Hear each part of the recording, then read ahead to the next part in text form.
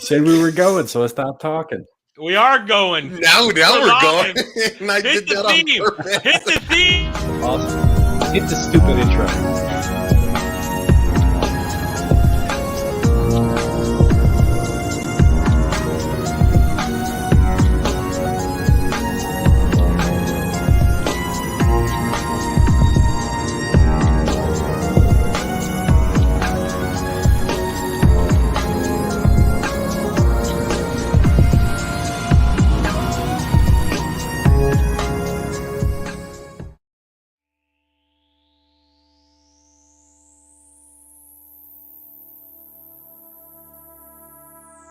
Space, the final frontier.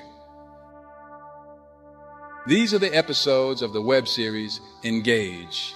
It's 7, your mission, to watch and discuss Star Trek, to seek out insightful commentary and crass humor, to boldly go where many reviewers have gone before.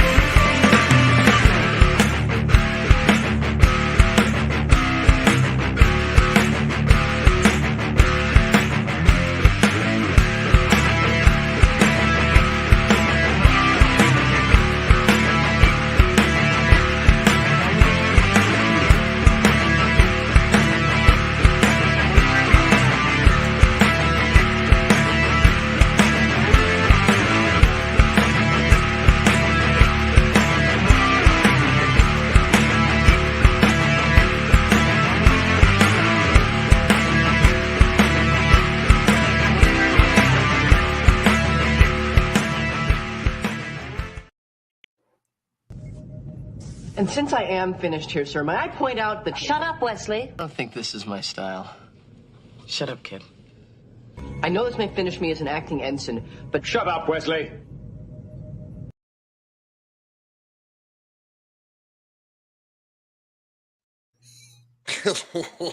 Ladies and gentlemen, welcome to another episode of Star Trek Engage, where it gets gay and it gets quick. So speaking of, welcome to, of course, to everybody. And what's going on there, Samuel? How you doing, man? Oh, today's been a bit of a train wreck, as you know. Yes. We're trying to get shit rolling, and there was some issues with some formatted files and all that stuff. So, yay! Yeah, but we got it rolling. We're here. So, welcome to another episode of Engage. Yes. And of course, the always lovely comm specialist, Anna's Gameland. How are you? I am very good, thank you. I'm kind of like wondering whether I should do my nails as we watch this. Why say go nuts? Yay. All right, wait, can you do Ryan's nails? Can you do that? Yeah, actually, I'd be. For Just some toenails. reason, every single time I'm on a stream with you, Ryan, like when we did The Witcher, I was doing my nails too. So I don't know what it is about you, but thank you so much for chat. Should I do my nails as we're watching this, or should I not do my nails and pay attention to the lovely crew members that I have here? And we have somebody special too, but we'll get to that later. So, Well, speaking of somebody special, it's definitely not Adam the Redshirt. Wow. No, that's like a dermy transition, dude. That's how bad that was. Great transition. That's a dermy transition. No. Hi, I'm Adam, the Renaissance Nerd. As you can see, I am now clone Adam number 7 because clone number 6 died because Samuel committed a war crime against him a couple days ago. So I am Adam Redshirt clone number 7. I'm doing all right. I'm playing a lot of video games lately. Having a good time. Hoping things are going to turn out better than some people are saying. We'll see. Happy to be here with everybody. Happy to have the entire bridge crew is here. This is great. We're all back. Welcome back, Alf. And let's have some fun. Martini. And yeah, the martinis are back, and we have a Wesley this week. We do have a Wesley this week. We got a Wesley. So shut up, Wesley. Well, we'll save Wesley to last, but definitely, it's good to have Mr. Horny Alf back. I don't know what he was doing. Maybe he was on a gay cruise, but welcome back, man. No, I had to. I wish I had to work last weekend. No, I'm happy to be here. I missed the first half of this two-parter, but glad to be here. I got my new computer set up, so I'm going to be doing a lot more gaming streams, but nice. with better quality and multi-streaming, and I'm going to be helping out Vets Talking and streaming on their channel too. So nice. Speaking of happy to be here, Mr. Devil made me do it. Hey, yeah, Devil made me do it. Now, like 3 on the Twitters. Will you stop? It's not that funny. Devil, calm down. It really is that funny. Devil, have a martini. Calm down. It's okay. God, you're just so excitable and verbose. He's like, I'm not gonna talk anymore. Beelzebub every Saturday morning. He's just gonna keep going. Fuck us. He's gonna keep going. Fuck Get these guys. ranked after this. And the game stream after that. You can find me a bunch of other places. Just look around. Dude, you might be the most popular out of all of us. I'll tell you what, just your demeanor's the best. That's true. But do me a favor, Devil. Would you say in your just the way you normally speak, would you say, I can't seem to find my tail poo?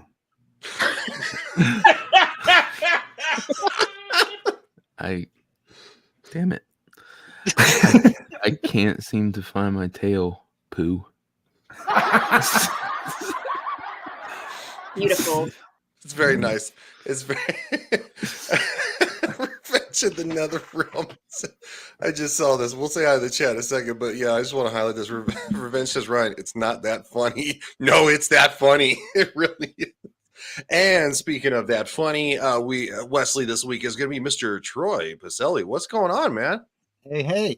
Yeah, so I'm the Wesley today, but you put me in the center square. Does that make me Pauland? Yes. I actually get that. I get that. I was going to say, how many of you actually get that reference? I'm the old man here, so I get that. Good. Okay. Well, yeah, no, thanks for having me. Yeah, I will absolutely stay on mute until spoken to because shut up, Wesley. I get the shtick. No, don't do that. If you got something to add to the conversation, please absolutely jump in.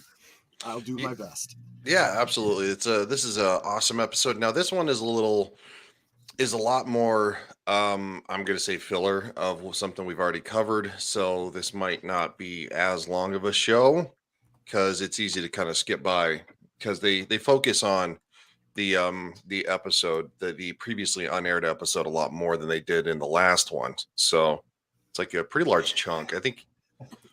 Well, what is so fucking funny right Did now? you guys already cover the No, case? I just saw. Yeah, the saw case. Devil's meme. Okay. Did Devil share it? You share the meme? I put it on else. Here, we'll share your screen, man. Real quick, let's say hi to the chat. We got all the way to the top. We got Legatus that says fade in. Good day, it's Samuel and the infamous. Did you share it? I don't see it. I'm working on it.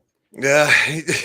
Shadu says, damn it, going to be late if I don't miss it entirely. Freaking work. Yeah, well, I hate to say it, work sucks. I feel on that one. Super Suka says, shadow work is for losers. Also needs to work. Yeah. Well, that's a pretty good point. Oh, is the potato internet coming through? There it is. Pretty Okay, that's good. Oh, I like that. That's really good. Oh man, that's excellent. So, of course, we got Larry, who was on Vets Talking last night. He was our guest. He says first because I called it. Well, he is black, so we'll have to give it to him. Them's the rules. And of course, Netters Network. That would be. I think Troy knows this individual. a little bit, yeah. Just a little bit, you know, just a little bit. Says hi, sweetie. When I first clicked on this, I was like, wait, is she talking to Troy? No, that's Samuel. So yeah, she calls everybody Hi, Netter. Well, it's probably in that sense, be like, oh, sweetie. It's just kind of like, oh, well, it could be that too. You know, there is no tone in text, right? Yeah, there is no tone in text. Also, we got Kenzo. Next one says Leighton Wesley. Well, considering you were Wesley once, that makes you just as gay. Or is this a once Wesley, again. always Wesley thing? I think it's a once Wesley, always Wesley kind of thing. So you are forever a part of us now. Wow, that sounds really, really inappropriate. And it's only going to get worse. Real Wade Nation Gaming Clips. What's going on, man? How you doing? And of course, so yes, it does only get worse. DJ Axis says, "Hail crew, what is going on?" Hail DJ, hey, what's up? Okay, how do you say that? Callie? Kayla there? Kale. Okay, Kale. All right. Yeah. I think it was Adam. Was it you that said that? That said how to pronounce their name the other night Just on call show? it Kale. Just call call it it Kale. Okay, cool. Yeah, that works. Kale says yes to the doing the nails. Lawrence says do the nails, toenails too. Gonna have to do it. That's a paid stream. I didn't know he was into feet. We'll see. I learn something new every day. Jesus.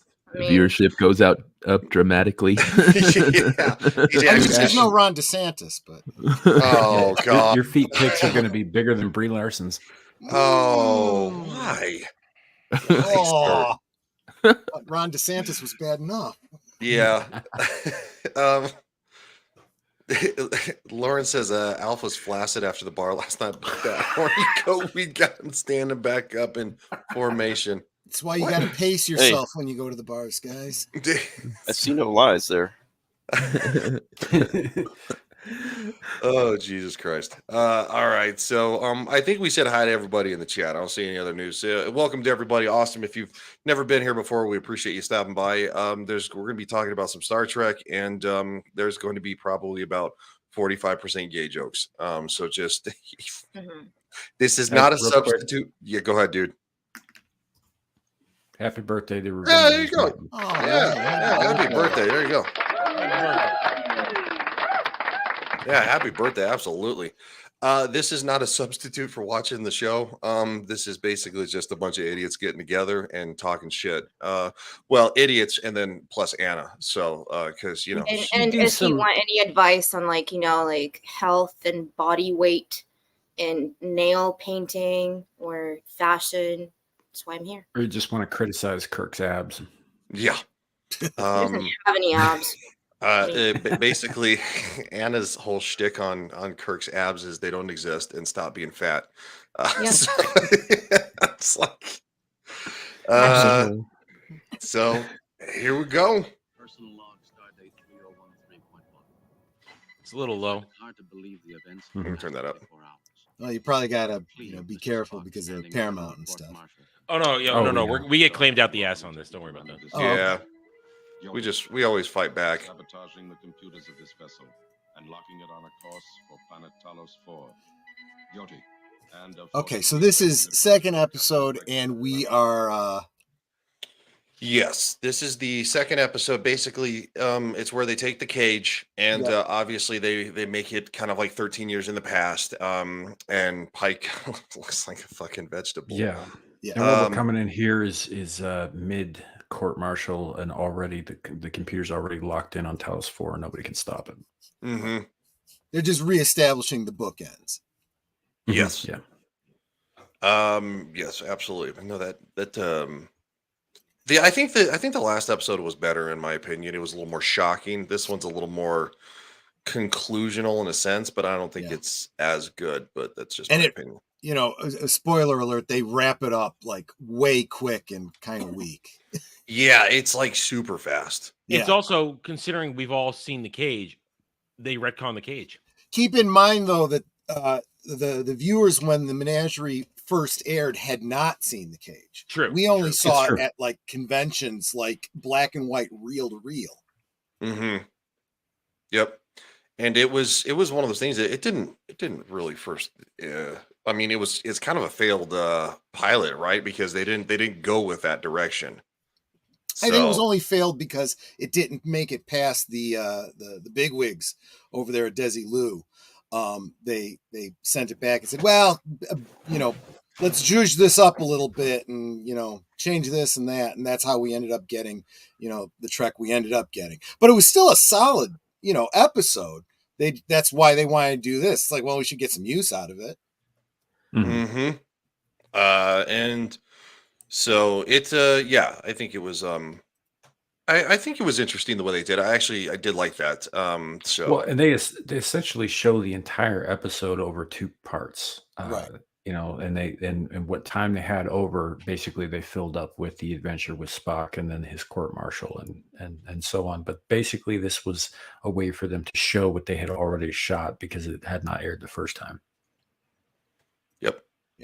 And I mean, in my opinion, it was probably a good call to not actually air it. It was a little dry, and a little lengthy. Dry like those martinis. Oh my god, that thing will forever be a fucking meme now. Fucking Pike spread eagle. God damn.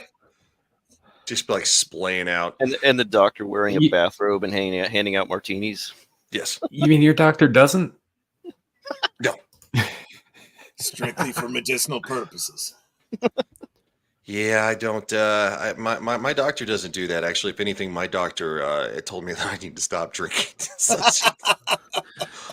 Oops. It's a question of quantity and timing. Yeah. We got one more thing from Devil here. Yeah. Okay, do you want to share that, man? I might have did another. Yeah. That's hilarious. That is so good.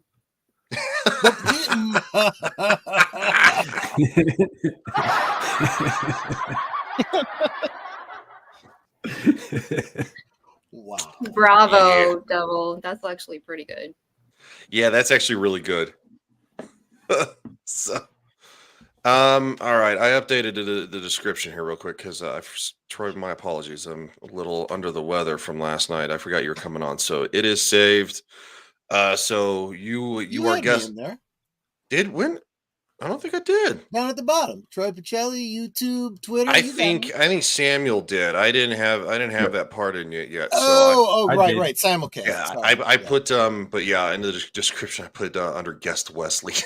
So, Well, screw you. I know who my friends are, Samuel. I'm an afterthought to you. No, in fairness, you've got like 25 jillion channels, so I understand. Yes. Literally, we're on my channel, we're on my Twitch, we're on my Twitter, we're on Trovo, we're on Alf's YouTube, we're on his And one Twitch. of his 25 YouTube channels.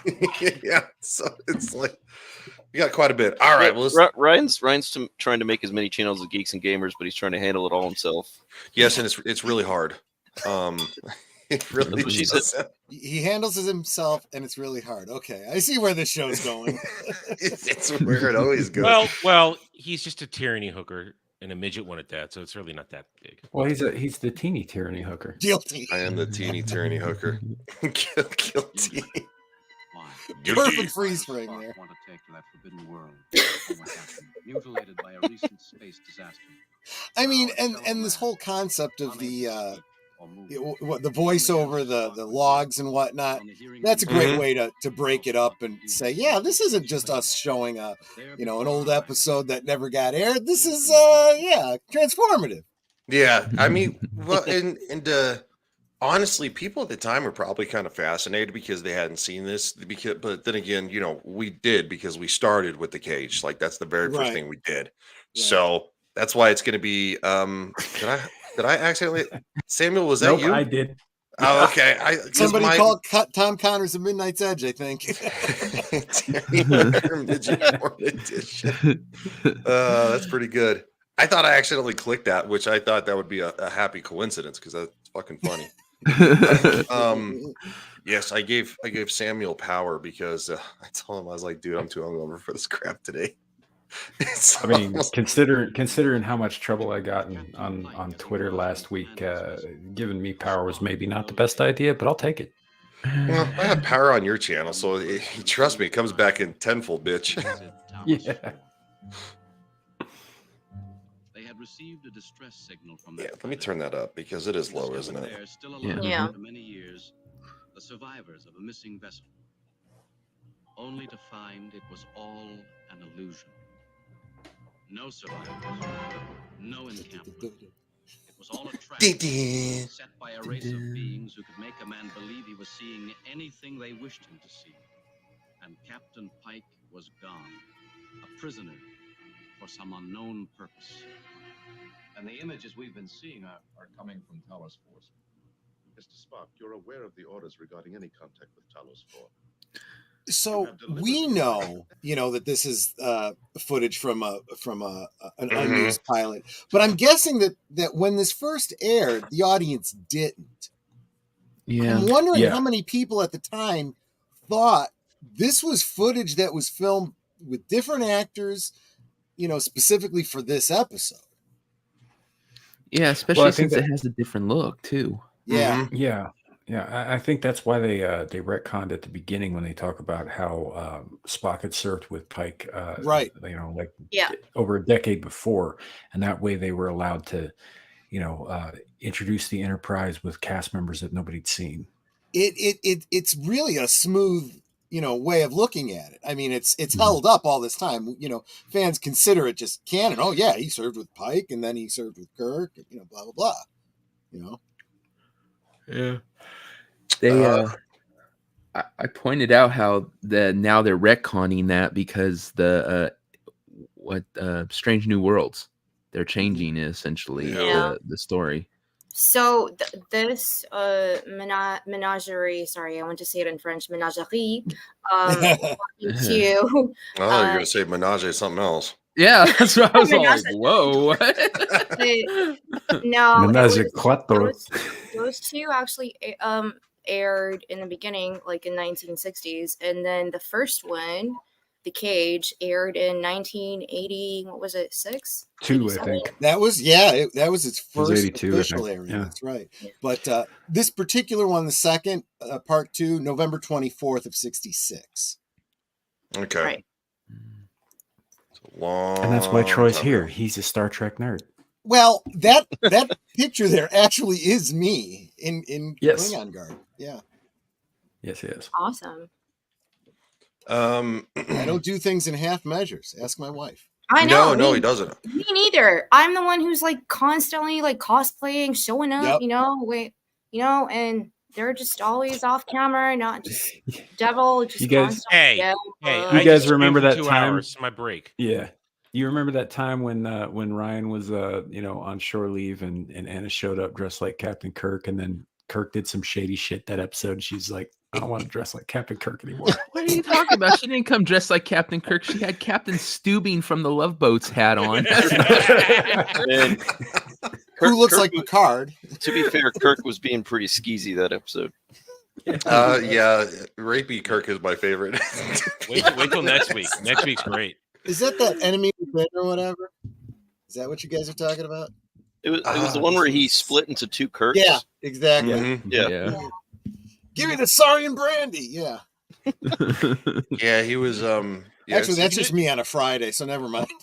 That's how you know it's not the right Kirk, because he didn't ask for a martini. He wanted brandy. Right. And he drank straight from the bottle. Yeah, who does? Yeah, that's bad manners. Yeah, Kirk is more classier when he tries to inappropriately touch women. Yeah, if you're gonna get blitzed and go on a bender, do it classy. Oh my god.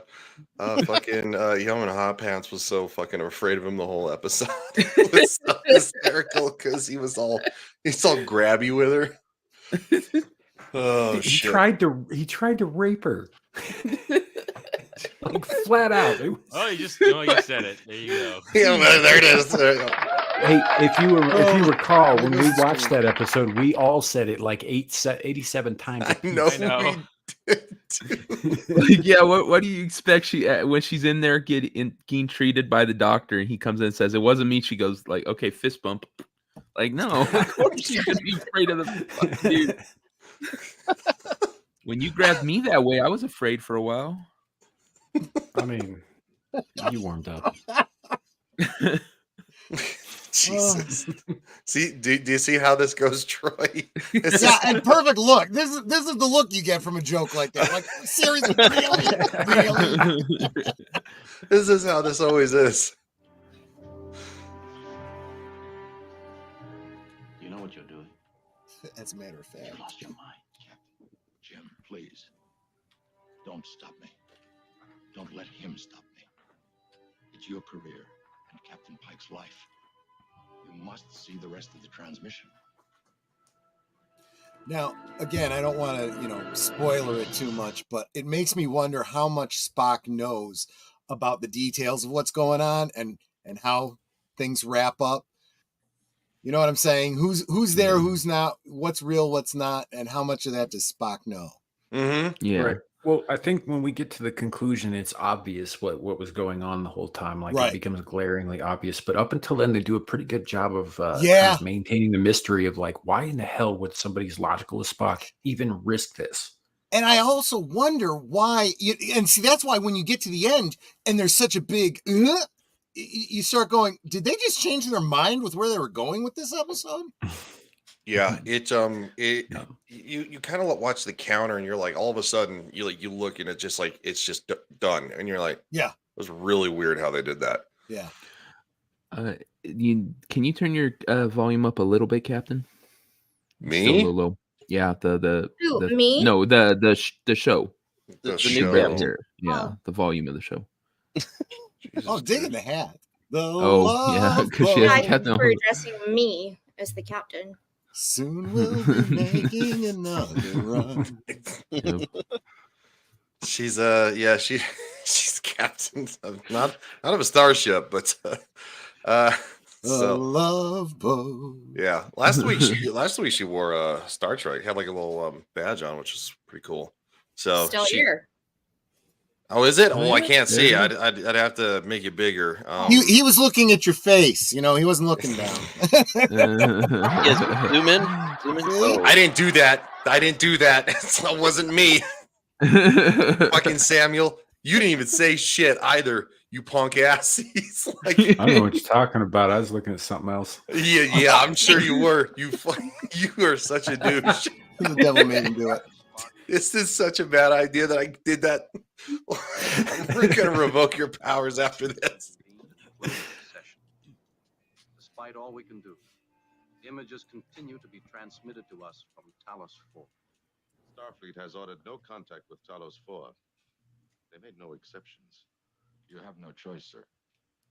I'm sorry.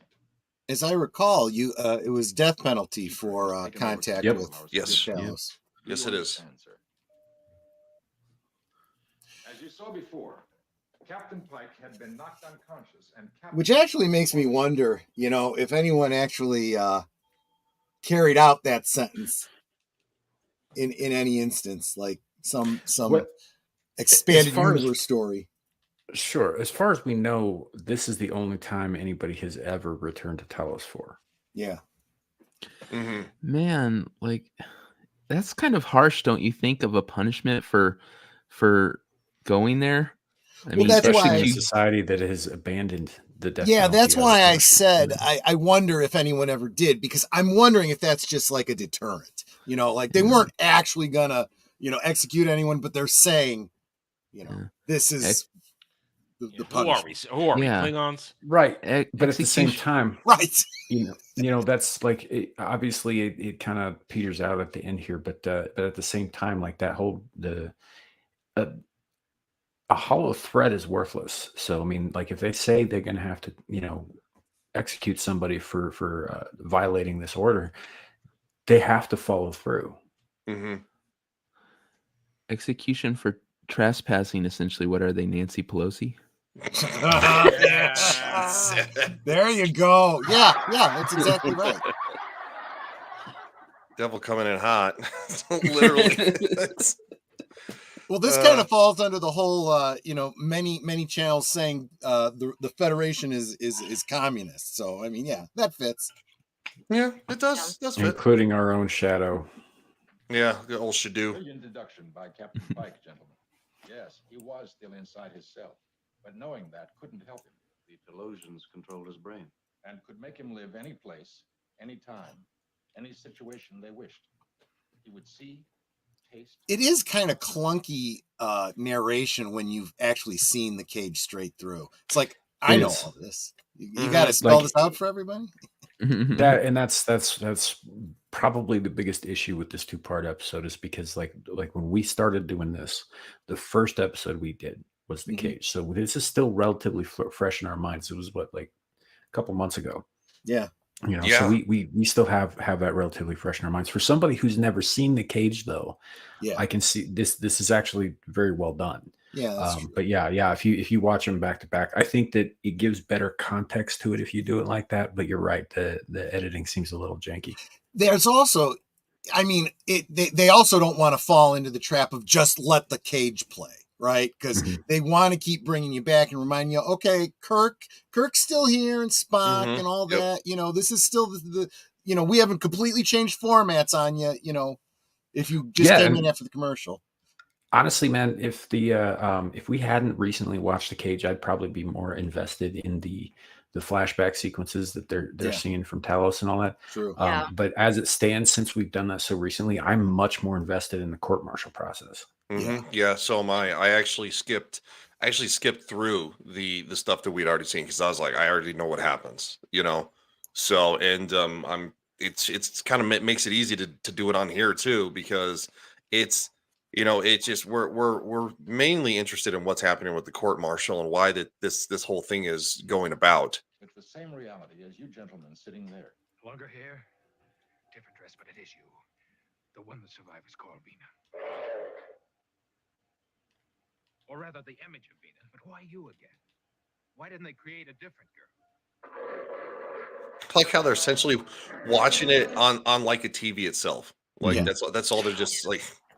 Well, that was a plot point in the first part. They were just like, how in the hell did you manage to capture this footage? Because this is unreal, And he was like, nah, I'm not going to tell you. And I'll tell you, and again, you kind of get an idea when you get to the end, but I have to imagine that it's all cobbled together, not from like internal ship, video or anything like that or communications.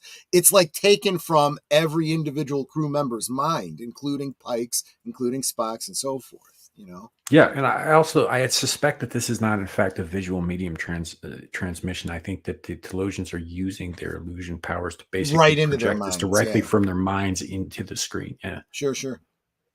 This is true. I did find it interesting how they basically recreated the original episode, like scene for scene, just about. I thought it was interesting how they did that. Yeah, it's so obviously this is kind of the end of one of the little segments that they're looking at, and then of course it goes into where Spock starts explaining again. God, she was a good looking woman. Yes. Susan Oliver, absolutely. Yeah. Do you know she was a pilot? I have no idea. That's How awesome, Yeah, by the way. I did some research on her earlier. She died when she was 58 of cancer, but she had and she lived with her mother most of her life, but she did a bunch of stuff. She was a director, an actress, and a licensed aviator. See, that's the I know that also too, because the sphere that we're in, like a lot of people think that we hate like strong women and shit, but that's actually really attractive. Like there was actually we went to the air show recently here in town, because we have a really big, really long runway, a lot of space to do shit. Anyway, there's a female Blue Angels pilot, and I'm like, dude, that's hot. Like it's like that's kind of hot. And so it's yeah, And that's why you like Captain Marvel so much, right? Garbage. You know what? I thought it was the feet. That's his favorite character. He likes girls who are pilots. I'm kind of surprised you didn't just bounce me from the stream, man. No. Well, hang on. You know what? You know what this calls for? Shut up, Wesley. Yeah. Fair enough. I definitely deserve it for that one. I'm keeping a tally, so that's 2 shut-ups from you. Yeah. Well, it's my job. Adam loves to say "Shut up, Wesley." We need to have a shut up Wesley. Die. We need to have a shut up Wesley counter. Yeah, let's be Yeah, we honest. do. I need to find a clip of just a little clip. They just say "Shut up, Wesley," and I'll find that. But in its place, I can play What this. you just said is one of the most insanely idiotic things I have ever heard. Everyone in this room is now dumber for having listened to it. I love that clip. So do I. That is the best. That was Mr. R2 who did that for us, I believe. Yep, it's Revenge says "Shut up, Wesley." That's a good point. So, back to this. The big old TV screen. Because they know that Captain Pike is fatigued. And that is Jeffrey Hunter and all the makeup, right? No. Yeah. Yeah, it is. Yeah, I think it is. I think it Didn't we is. ask that last week? I think it is, isn't it? It is. Yeah. I'm absolutely positive that he was dead by the time they did that. That's why they put a guy in that thick makeup with no lines. Really? We actually discussed it last week, and we thought it was him. I'll double check. Did he die? I'll do the "Shut up, Wesley," and I'll do the background research. Did he die not? Did he die not long after making the episode "The Cage"? Yeah. Maybe. Yeah.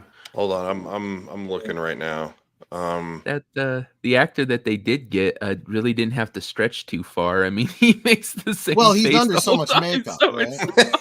This says that he died in '69, which would have been 3 years after this aired. Oh, maybe you're right. I'm double checking here. Okay. Wow, that's Oh, that's fucked up. Intracranial hemorrhage. Yeah, he fell down the stairs. Yeah. Jesus. There was a dark joke going around conventions that William Shatner did it to him. Oh God. I feel almost kind of bad hitting this button. Almost. Yeah, so Almost IMDb lists Jeffrey Hunter as Pike in the archive footage. I'm not seeing a reference. Oh, it was a Sean Kenny, I'm sorry, who played Christopher Pike in the wheelchair. Really, they did a great job with that makeup. Yeah. Mhm. The way you can tell though, look real close at the eyes. Yeah. Are you asking us to look into the eyes of another man? A vegetable, no less. Am I wearing socks or boots? Because that makes all the difference.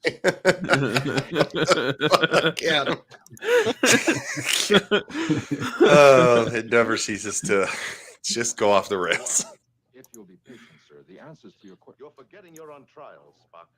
You will answer all questions put to you. My answer to your question would be quite unbelievable, sir. I regret we'll have to wait and see it there.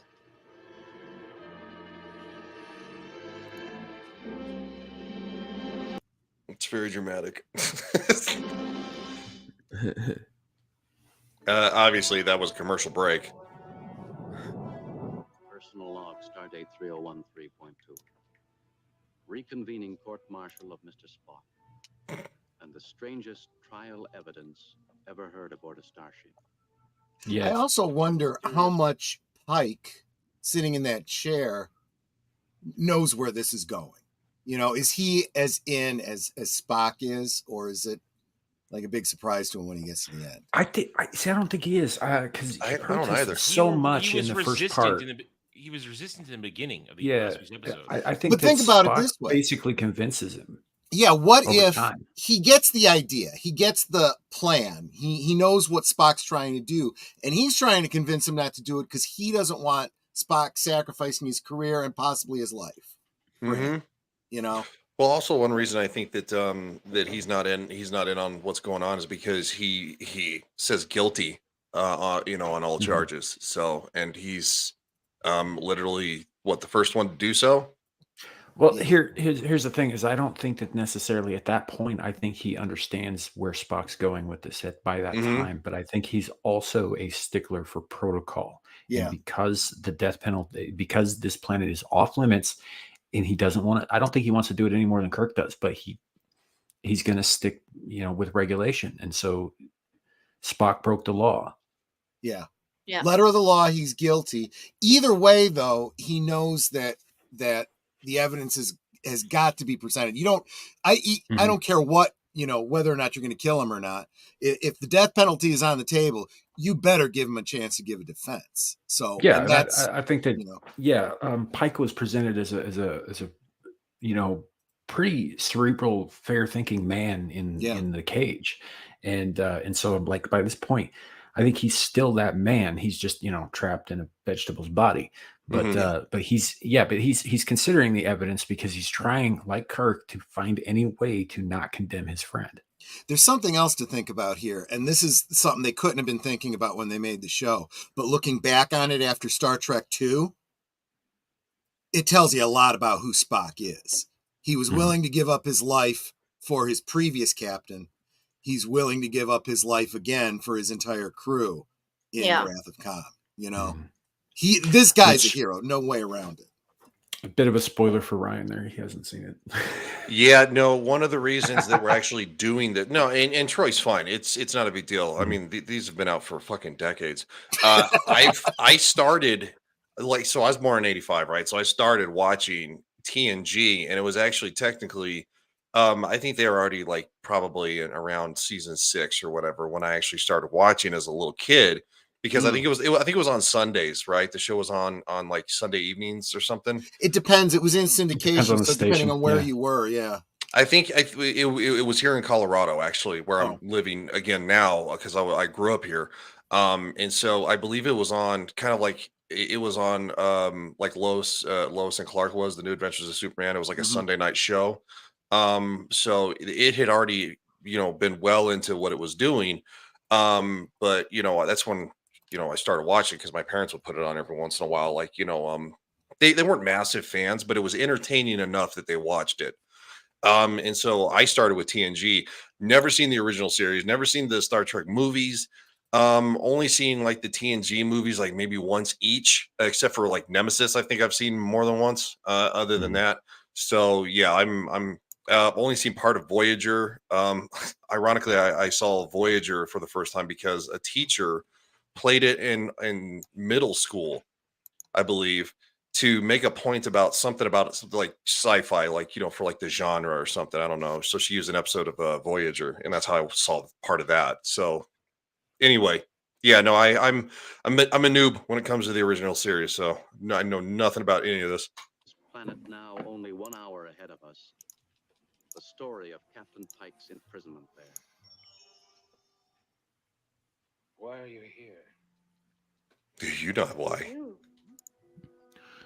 Are you real? Does it matter? Well, yeah. When she says to please you, he's like, "Are you real?" Like, we're here. Stand still. Yeah, it touch you. It doesn't matter. I mean, like decades later, they invent holodecks and holosuites, and the holosuite's explicit purpose is for, live action getting only. it on.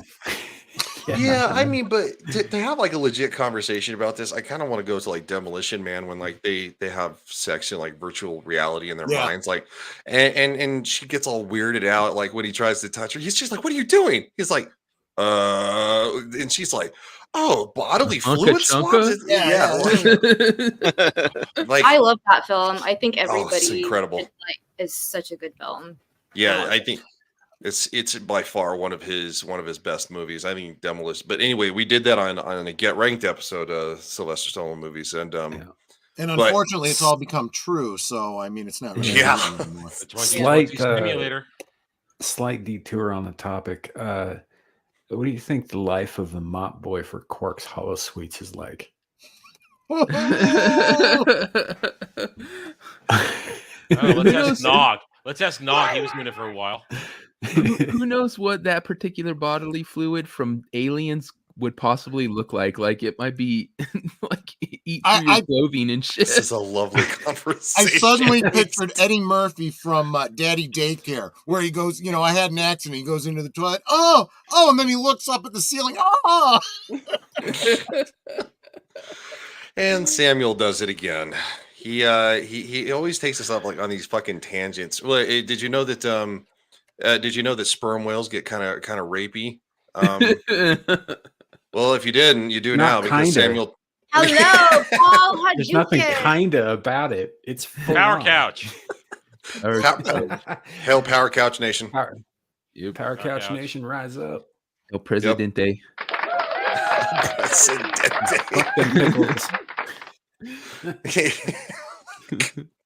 Jesus, that was a whole conversation last night about how Power Couch Nation is a terrorist group and just Dermy's Dermy's just propaganda. pissed because we wiped the floor with him in that fucking original text chain. So what a fucking he's been cluster that telling was. everybody on every panel he's been on since that I'm some kind of terrorist monster. Yeah. I suppose my my new PFP of a pickle in a crematorium is not helping anything. No, it's not. And Anna probably is like, I have no idea what the fuck you guys are talking about. Well, congratulations, Anna. I didn't know what was going on until yesterday, and then I was told. She was in on it. Oh, was she in on it? Yeah. Oh. You like some of them? Like, he woke me up. Jesus, this whole thing is like fucking AIDS. Everybody's getting it. What the hell? Well, it's Dermy. What the hell do you expect? He's It's everywhere. 2 a.m. in the what did I morning. miss? I'm sleeping, and all I'm getting is like ping, ping, ping, ping, ping, Hi, ping. Lou. And I'm like, what the hell is going on? It's like Dermy Hi, talking Lou. about, How's it going? hey, and then Adam's face is in Dermy's ass. Again, and I'm war like, crime. War crime. War crime. How did I get that? That's not fair. Power Couch. Look, I was making a point about where the pickles were gonna go. Yeah, and but you I'm already know Power that you're Couch. so far up Dermy's ass all the time anyway. What? No. This is so out of control. You're not invited to his birthday no more. Apparently not. Oh, Well, fucking I'm hell. gonna tell you, he got so upset about it. He actually had to cancel his interview with me and reschedule it. No, he didn't. Yes. What a sissy girl. I know. I wish I would have known this last night. Oh, I would have laid into him last night. Dude, are you gonna what are you gonna interview me about? And what are you gonna talk to me about? Dude, Larry called me last night after Vet's talking, and he was like, "Dude, you need to go watch that Skinamax because his Dermy, he was just saying some awful things Wait, about what you." I was like, happened? "Dude, he's been doing it for like a week. I'm fine." Dude, I was playing Spider-Man all last night. What happened? I don't know what happened. Nothing. He's just calling me a war criminal and a terrorist, and Oh, it's more of that shit. a Okay. monster. Yeah, it's more the that same shit he shit. was saying on all the others, but Larry hadn't heard any of that. And so when Yeah. Dermy lays into me on the Vet's talking It's channel all before right. He everybody got actually- too drunk. He actually called me weird. I told you. Is that like an insult to pretty white girls? Like, what the fuck is that? I totally really called. weird. Said within a minute he was gonna do that to you again. We warned you. I know. Yeah, I actually Der- applaud. Yeah. Dermy dare call you weird? Coming from Yeah. Dermy? Dermy doesn't get to call anybody weird. You're weird. Yeah, Mr. Okay. Mr. Back Taco, fucking What in the hell? I'm not even sure that Dermy gets to call Jeffrey Dahmer weird. Yeah. Oh man. I don't know if our guest knows who Dermy is, so You know what? I'm loving this banter regardless of whether I know the players. I'm getting the gist of it. Hey, who has that raster clip of the narration, the cartoon thing about Dermy? Does anybody have that? No, I don't think so. I could ask Dermy for it. Well, no. I'll ask I Dermy. know. Soldier Adam has it. Soldier Adam has it. Yeah, he does have it. He's the one that made it. He's the one that made it. Yeah, but is he up? You know how he is. You message him and he doesn't message back for 6 years. I mean, Dermy will send it to us, I'm sure. No. Adam actually messaged me earlier this morning. He was like, "Hey, does YouTube not pay you on the weekends? Because I didn't get paid by YouTube." And I was like, "No, dude, they'll pay you on Monday. Like, if it falls on a weekend, you're not getting paid." I don't know what to tell you. Like, it was just really.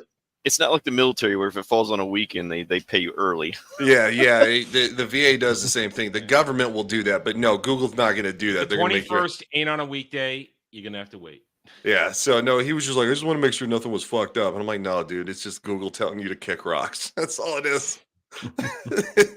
You're their bitch. Well, Devil tries to hunt down that clip, and we'll show Troy kind of an idea of what Dermy is. We'll get into this. Oh, I got plenty. No, I'm fine on focusing on Susan Oliver for the rest of the show, actually. All right. She is. I got plenty of Dermy clips. Well, share some of your best ones when you find one. Oh, well, all right. Or you know what? I can share it. I mean, so obviously, keep going. No, you're good. Well, because they just literally go back to the actual episode itself, right? So now they're straight up showing everything that happens because nobody back in 1967 had seen it at this point. 66. Okay, I thought I saw 67 in the chat. I could be wrong. On this episode, the parts where they don't show Pike, that's the original scenes from the cage, right? Right. Yes. They just recycled the footage. It's only the stuff with where they swapped out Kirk for Pike, where they redid it. Mm-hmm. Yeah, and interestingly, it's not terribly germane to the case that's going on, but they need to use the footage, and so it's like, and while all this was going on, this is what the crew was doing to get him back. Yeah, it's so.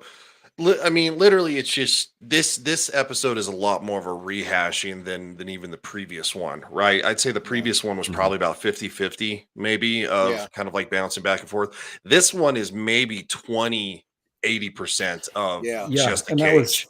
That was a little bit. It had a little harder time holding my attention than the first part did because of that.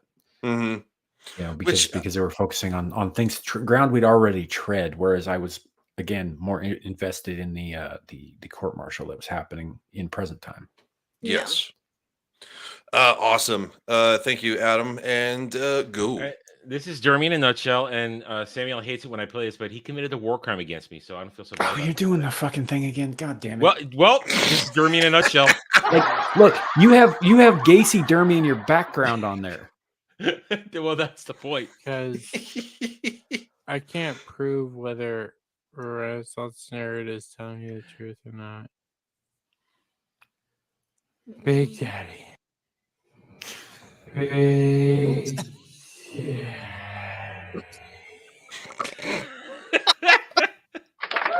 That is so dark. Alrighty then. Yeah, I remember I got Dermy. I got Dermy is our nutshell. Yeah, Dermy's our 6'5" retard. Yeah. So and he's also gay. Like actually, like and so he's a lovable fucking big He's gay our bitch. bitch. But He's our bitch.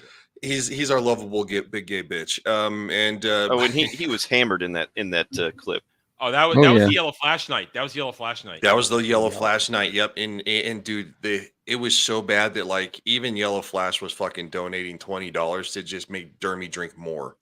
And he was on the fucking panel at the time. So Dermy really wasn't fucking lubed up last night, but dude, on fucking Friday night he was obliterated again. He was not as bad as usual. Like I'm not talking about alcohol. I think it is because he has been working really hard the last couple of Oh, it That is. sounds weird. He's been working really hard the last couple of nights. But He's a working girl. Every night at the truck stop is a Working hard girl. night. Every night truck stop's a hard night. Yeah. No, legitimately. I don't know what he fucking does, but the joke that he works at the truck stop is fucking hysterical. Legata says back taco, yellow corn hard taco filled with pink meat soaked in Tabasco sauce with shredded. Dude, why are you doing this? What the fuck, Legata? I don't know. I just puckered up at Tabasco sauce. Gross. What I'm gonna the go. hell? I'm gonna go take a bottle of tranquilizers and cry myself to death. So Star Trek, huh? Yeah, get Susan Oliver back on the screen, huh? There she is. Thank you. Wow. Bring her back. Play back the whole message.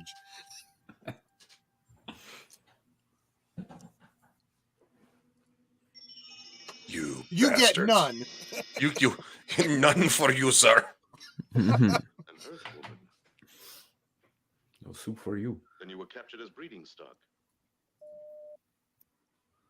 I mean, let's be honest. How bad would it be to have that job? Be like, well, your job is to breed. Yeah. I mean, Well, and he does kind of address that too when he talks about the gilded cage is still a cage, you know. yeah. It is still a cage. It's a good point. I don't know why he's like, really? He's putting up a fight. I'd already been humping the bed. She disappears. I'm just sitting there going, oh, crap. Shit. Oh. They walk in and you're just going to town. Well, I don't want to. Let's make some space babies. They're like, I also think it's a really good juxtaposition when he was talking to his doc and he was talking about how he feels very confined being part of the Enterprise. Excellent. Yes. And like he wants to do other things. And so now he's in a cage, basically, but he can do all those things, but they're not real. So it raises a lot of philosophical questions. Yeah. So that's really well done. It's the whole brain in a jar concept. If you get to experience it as real, does it matter? And he's kind of on the, it kind of does matter. I think because he also wants to have an impact too. Well, and and I wouldn't be mentioning this if we hadn't actually already done a show on the cage and all that stuff. Right. But when we get to the bit where they've escaped, and then the other Telosians share the information with the Prime Telosian about the nature of humanity, and they're about to blow themselves up with the overload phaser and all that shit. Yeah. And they're just like, you have a unique hatred of captivity, even when it's pleasant. You choose death, and that's absolutely true of I'd say the majority of the human race. I think it's the warfare mentality, and we'll take you with us if we have to. You know? Yeah. I mean, but it's your choice. You can go if you want. Yeah. It's not, I wouldn't say it's overwhelming majority because you see a lot of people actually pushing for that. That's take away our freedoms, take away, our choices and stuff. And so less now than I think back then, of course. Like, well, then, and that's just it. It's the mentality of the people writing Trek at the time had a much higher opinion of humans than is actually played out in reality. It seems. Yeah. No, that's true, especially in today's world. It's a very, very stark difference. The difference in morality just between the two, the 1960s and in today's world. It's so we would almost actually be more villainous than the Telosians actually make us out to be at the end of this episode about the violence and all that stuff.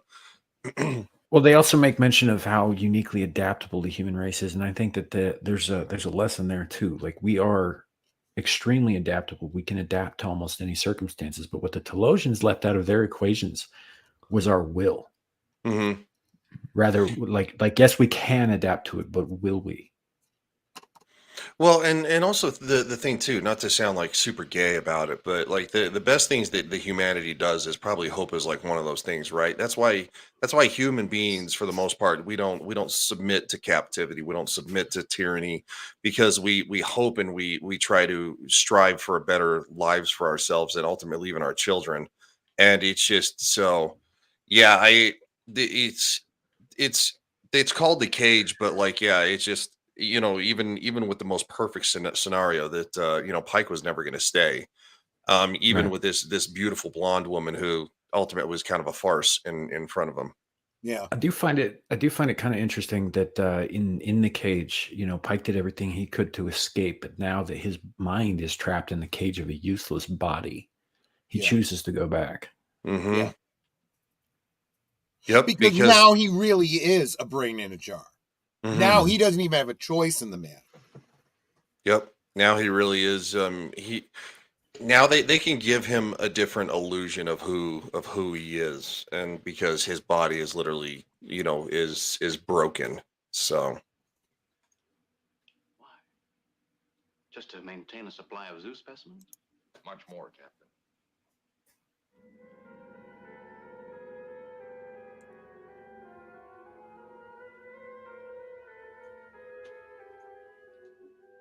And then you have to wonder, once you know what the Telosians are capable of, as I explore my cage, am I even exploring anything real, or is this all still part of an illusion? yeah, and the irony is that Pike really is in the scene exploring his cage. This is where they force him to eat the goo, to sustain his life. To drink down the alien goo. Yeah. The JV says all y'all are gay except comm specialist. She cool. Welcome, Mr. J. What's up, Mr. Yeah, I just got done with my other stream, so just pop in to say hello to these degenerates. Yeah, it's yeah, yeah, it's been something. You've missed the fun. Yeah, it's one of those things that they're forcing him to eat the goo and stuff like that. See, and it's not like I Did would you say the goo or the bugs? Oh, yeah. Mhm. I mean, if you stick them in a blender, same bit, right? Yeah. Captain Pike's O face. He looks like he looks Anna. like he needs some kind of like hydrochloric acid chaser. Poor Anna. Just the look on her Hey, face when hey, some of she the knows exactly why she's here. Okay, there's no illusions. Thank you. Thank you, Scotty. is that really a compliment? Well, I mean, she knows what's going on here. There's no apology. She's the counter to our degeneracy. She knows it. Yes. I think what he's trying to say in his half retarded Redshirt way is that she knows who we are. You know what? Well, fuck you, buddy. You could also say there's a reason we're all using icons. Not She the looks body better guy. on camera. So is the captain. Well, you kind of made a good point that you're always on camera and stuff like that. And I was like, well, my camera's technically on. I just turned it off, so I was like, fuck it, I'll turn it on. Goo. You will eat the bugs and you will like it. If Ryan's gonna be on camera, we really need to get him one of those tyranny hooker wigs. Just I know you really I was drinking devil. An animal shelter or something. I almost died. I'm not wearing that motherfucker. I'll tell you right now. It'll be like that scene from They Live. Samuel fighting him, trying to get him to put the wig on. Every time I look up and I see Anna going, no. I feel like she's saying, I'm not with these jamokes. No. If you haven't Eyes seen are the movie, screaming. if you haven't seen the movie They Live, the fight scene with Roddy Piper. Oh, and yeah. Oh is it Keith David? Yeah. yeah. It's the one of the longest fight top scene in 5 history. One It's of the top hilarious. 5 best fight scenes in movie history. Legatus has a really good point. Legata says, is the cage / menagerie an allegory to what would later be known as the Matrix? Would you rather live in a dream world knowing it is a fake, or in the real world knowing you have no future or present? It is It a wouldn't good way of surprise me if looking there at was the some same inspiration. things. Yeah, it really wouldn't surprise me because it's a lot of Star Trek and prior to Star Trek, guys like Asimov and Heinlein inspired pretty much everything in entertainment in the sci-fi realm after that. So it wouldn't surprise me at all if the Wachowskis watched this and saw, we're inspired by it. Yeah. And like I said, I do think there's still that element of I prefer my freedom and reality because I have the capability of doing it and to have an impact on the universe. Now, in this, he no longer does. He really is that brain in a jar. And so it's like, well, I have nothing else. I can't really have an impact. Yeah, maybe I would enjoy the fantasy now. Yeah, no, and he's also kind of lived a pretty, obviously, I mean, he's the captain of a starship, so Right. he's lived a pretty full life. Now is it kind of cut short in a sense? Yes. But even doing so, yeah, he's in a position where he doesn't want to live in that body anymore. Right. So the fantasy is almost better because at the end of the cage, obviously we saw that Vina was horribly disfigured in the Right. accident in the crash, and they put her back together as best they could. Not knowing what a human really looks like. So, I'll tell you what, and that transformation at the end, where she goes from standing upright to crooked over, I swear that had to have been the inspiration for the TV movie of the Elephant Man, where they show the. Right. Do you know the one that I Yeah. mean? Where they Yeah. show the actor and he's just kind of in his loincloth, and as they describe what John Merrick looks like, he contorts his body. And with no makeup, suddenly he becomes the Elephant Man, and it's just brilliant. And through a little trick photography and makeup, they do the same thing with Susan Oliver, and it's just so impactful. Right. I'd also point out here that even though it's still early on and we haven't seen a lot of aliens that weren't like, inhuman, like Right. we haven't seen Klingons yet. We haven't seen Romulans Right. yet. We haven't seen any bumpy headed aliens yet. Not really. Their makeup game was on point even from the beginning. Yep. Like look at the heads of the Telosians. I mean, not only did they blend that nearly seamlessly, but they also had like air bladders in there. The making air things bladders under it, pulse and yeah. shit. I mean, it's fucking incredible work, especially for the 60s. And I have to believe that's at least part of why they were like, we got to show this footage. We did do damn much work on these aliens. Right. And then when Vina turns at the end of the episode, like, when she reveals what she really looks like. Yeah. It's obviously a time lapse kind of transition, but once it's Right. done, it's like you're looking at it and you're like, God, I'm not even looking at the same person. Her nose is crooked, And she's it's hunched over. heartbreaking too. You have come to actually care about this character, and now you get the what's happened to her and what she was hoping for herself. She's alone. She has nobody. No, she has nobody because everybody else is dead but her. Yeah. And she's I guess in a sense, you could say she's kind of captive, but it's only because she had no escape, right? Like there was no way for her to leave the planet. So she's not actually a captive under the Telosians. They're the only reason she's actually alive. Right. So ultimately, when it gives her the option to leave, she chooses the fantasy, knowing that reality is not going to be is not going to be kind to her. Well, it really hits home when she says that everything works. Yeah. But they didn't know how to put it back together. Yeah. Which means like she's not suffering from a disease. Her organs aren't breaking down. Everything's functioning as it should. But she was put together in a broken pattern. Yeah. Yeah.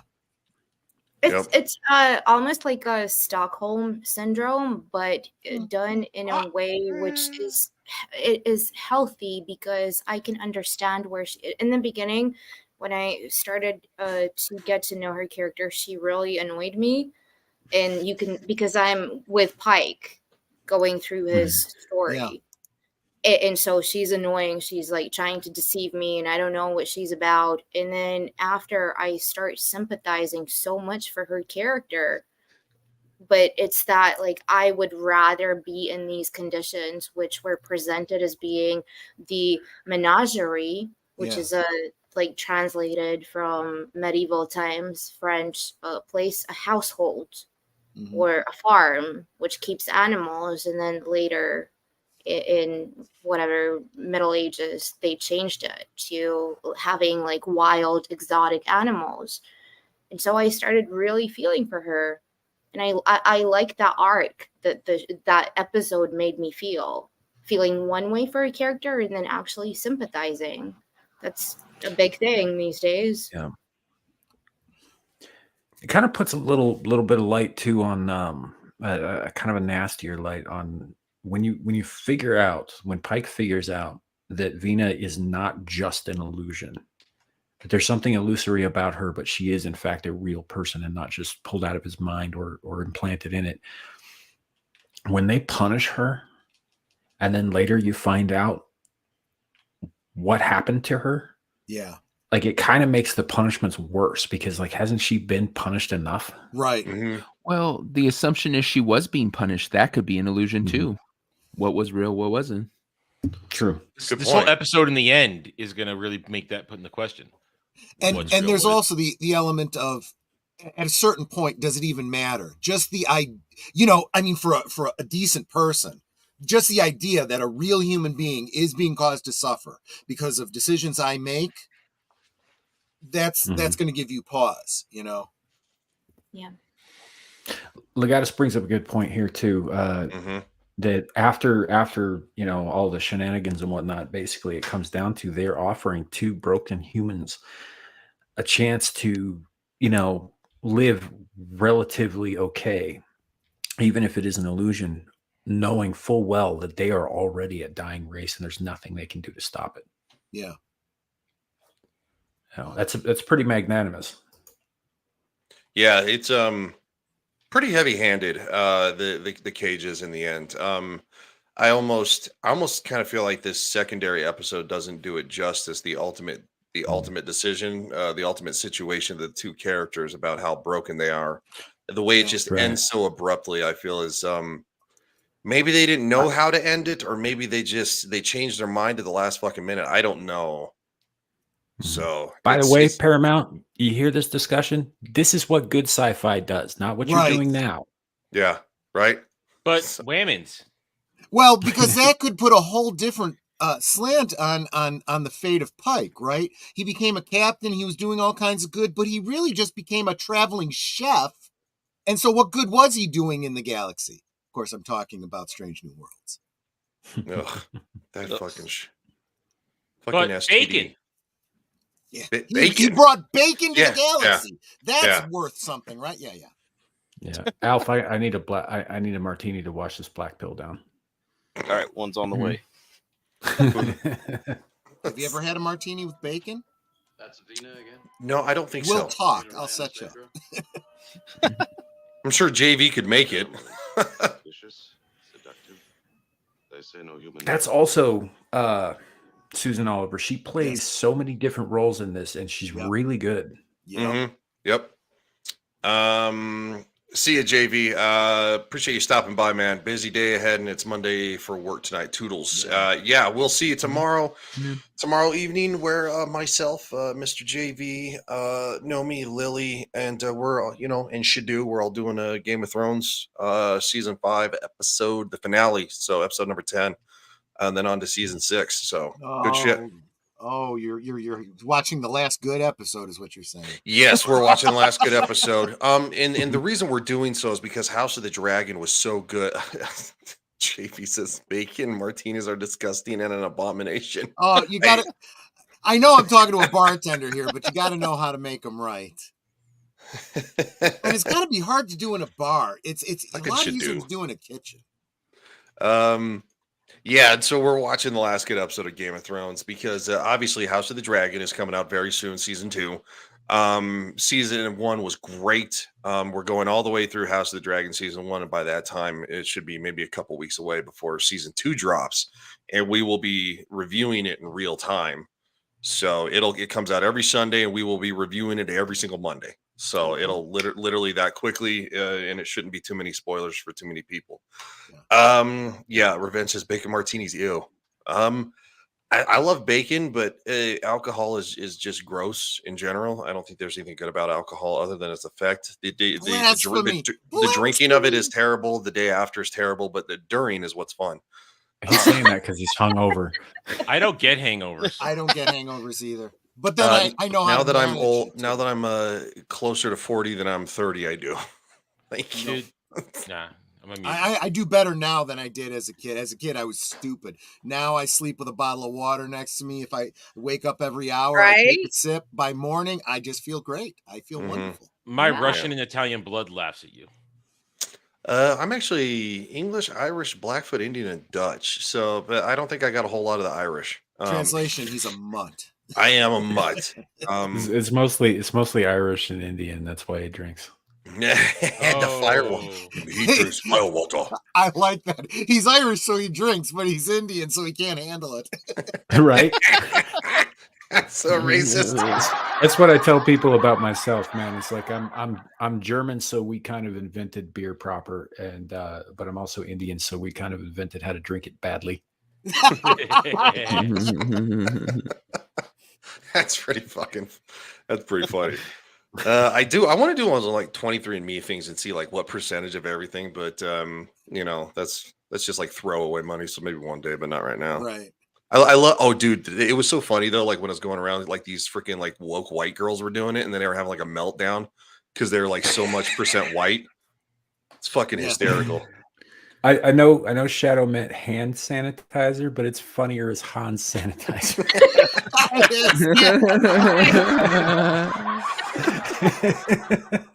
I'm gonna start calling it Hans sanitizer. I need some Hans sanitizer, please. That's hysterical. Good job, Shadu. Kid is literally a walking meme, and he doesn't realize it. One of these days when he's older, he's gonna appreciate the fact that he is. And by the way, boys, if you like Susan Oliver, I highly recommend you check out the movie The Disorderly Orderly, Jerry Lewis. Her role is, well, there's a lot of this same character in that role. You should check it out. I just watch her shake her ass. I know. I mean, let's face it, Orion women would not be a thing if it weren't for Susan Oliver. Let's just, call it what it is. That is a very good point, because I knew of them, obviously. I mean, the whole, it's a fucking meme at this point, but I didn't know that like it started with the fucking cage. Yeah. I had no idea. Yeah. Revenge Shadow, I hate you. Why, you been talking to JV? No, I'm just kidding. They were bickering in another one of our chats, and Lily had to get on. She acts like mom sometimes. She's like, I'm gonna separate you two. Legata says Star Trek shows great writing. They bring in themes other TV shows / film would never touch, and does it in an entertaining way 50 plus years later, and those themes still matter, and we enjoy talking. Yeah, absolutely. Yeah. I mean, look how old That's why we're here. And I'll give you one for this too. I think we're all down with sexy green alien women. Yeah. Well, I can't speak for Anna because she has a vagina, but at least the guy. He's so far up Dermy's ass. Wow. You're really gonna just keep hammering on that ass? Yes, he hammering on that ass, huh? I probably would have let it go, but you keep bringing it up. Well, I wasn't the one first one who brought it up. Or was I? I don't know. This is a shit show. I don't know who's destroying who anymore. I bet it is a shit show in there. Look, like I said, that's in poor taste, Stern. That's very poor taste. Devil doesn't give a shit. I know he doesn't. It's because he's a fucking asshole. Well, he is the devil. He is the devil. Planning to breed a society of human slaves, tempted Captain Pike with the Earth woman they held in. He looks tempted. Yeah, he's like, whoa. I remember that. Yeah. Is he drooling? I love because this whole he's tempted, or because he can't control his I facial thought that was muscles? so funny.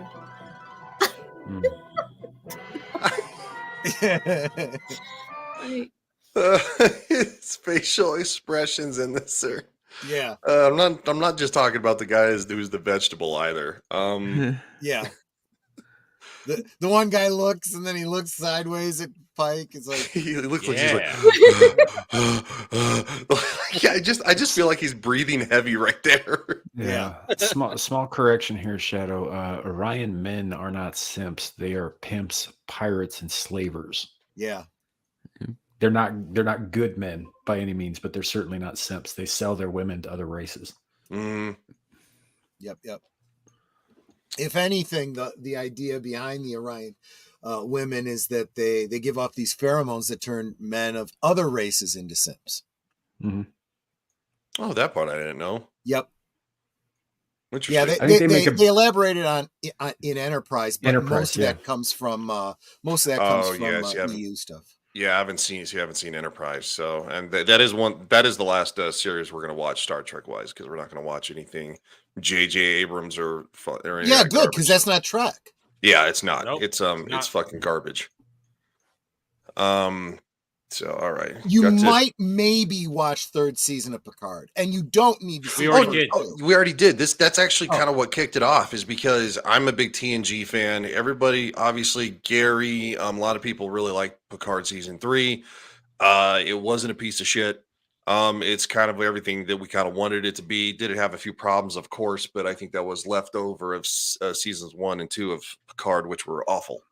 Yeah. And the only reason that Picard season 3 was good was because of Terry Matalas, who was a intern on Next Generation, and then an actual show, an actual writer on Voyager. So that's where he. Mm-hmm. So that's why he actually gives a shit about the material, unlike these ass clowns writing STD, it's just that. I've watched 9 episodes of STD and it didn't get better. It got worse. Yeah. He never got any further than that. I have not since then. There's apparently 6 seasons now. Jesus, 5. that's a 5. lot. 5. The 5th one's not even out yet. Jeez. It's still too much. It's too much.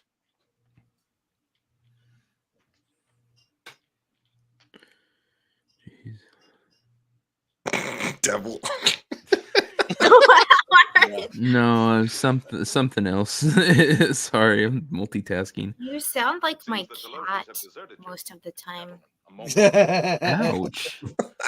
Is What your the cat hell? alive? It's always like, baby, He's like, jeez. It's like, what's wrong, little buddy? Like, Devil always sounds like he just got baked. Right. He just got baked and he hates himself for it. is that what it is? He is in California. My favorite thing that Devil's ever said was on this show a while back when I was just like, hey, pimp your shit and be enthusiastic. He's like, hi, I'm Nally3 on the Twitters. I'm so happy. Be happy for me. And he's like, was that good enough?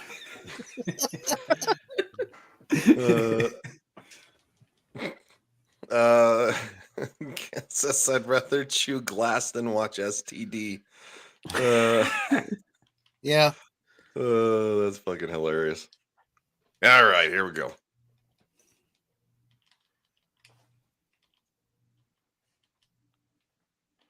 Just staring at the screen. May I have your verdict? Signal you want them to wait. Captain, please, it's your life now. At least a chance for life. Keep talking about life, Mr. Spock. A chance for life. How? Well, you need to see the evidence in order to understand. Yeah, you do. And quite frankly, you know, watching this technically kind of a second time around, it things line up a little bit better, right? Because Yeah. I feel like the first time when I first watched this secondary episode, I was just like, where are they fucking trying to go with this? But now I kind of get it. Shadow, don't fucking text it and drive. God damn it! Don't. If you run over a little kid, like your life's over. That's all I'm gonna say about that. You'd better be in the fucking passenger seat, kid. Yeah.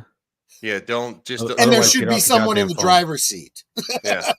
Don't just get over in the passenger seat. Yeah, be smarter than that, dude, because you'll get a massive ticket if a cop catches you, because that's big no anymore. So, Or you could end up massively dead. yes, and that's kind of maybe he's in an Uber. Maybe he did say something about going 70 miles an hour earlier. So. Or on a horse.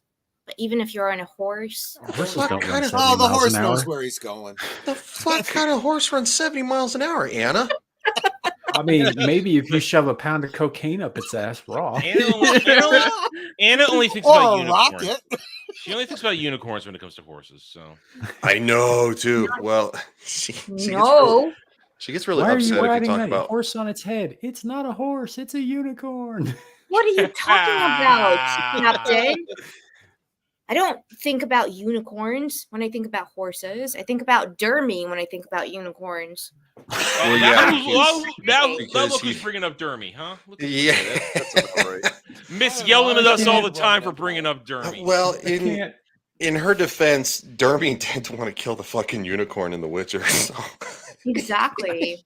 he did. He's like, I just wanted to die. He literally like went against me, and then he like flipped and made me his ally by wanting to be a unicorn. So nefarious. Do you see how he does? How he manipulates you? Do you really want to be on his side? I might have been slightly manipulative myself right there. It's I like Adam's laugh there.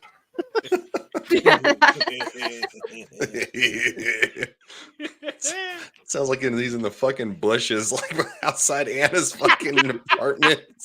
Look, ugly one-horned mule.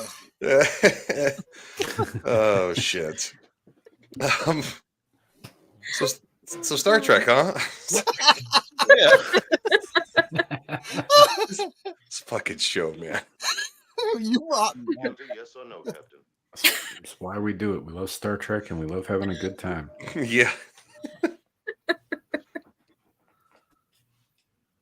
I must also vote guilty as charged. This part right here is really. Somebody just take a photo. No, I'm doing something for Dermy. No, that was No, his you're contract. doing It's something. Like, you're Are you his Click. I wanna see pornographer what- now? Are you Oh my sending, god! are you sending a dick pic? I'm making him his thumbnail for his 24-hour stream. It's multitask. Damn it! You're sending him dick pics, aren't you? That was so funny. Did somebody just take a picture? So angry. You know, and the worst part is like this scene where this moment we're about to witness with Kirk is actually really poignant and heartfelt. And Yeah, we're thinking heartfelt. about the devil sent Dermy dick pics. And now it's ruined by fucking devil. Oh, let's be honest, it's ruined by Dermy. Dermy is the source of this all. Poor devil. Devil. Oh, man, even Luke Castley's laughing at you, dude, and she's a nice lady. I know. I mean, it's like I know. It's so sad. Oh, all right. Sad panda. Sad panda. I'm trying to find a maniacally laughing cartoon face, and it's just not working out here. Oh man, it sounds like somebody's gonna get a visit from sexual harassment panda. It's like- Sexual harassment panda? You've never seen from some That makes South Park. sexual harassment panda sad. Oh god, I love South Park so much. Sexual harassment panda.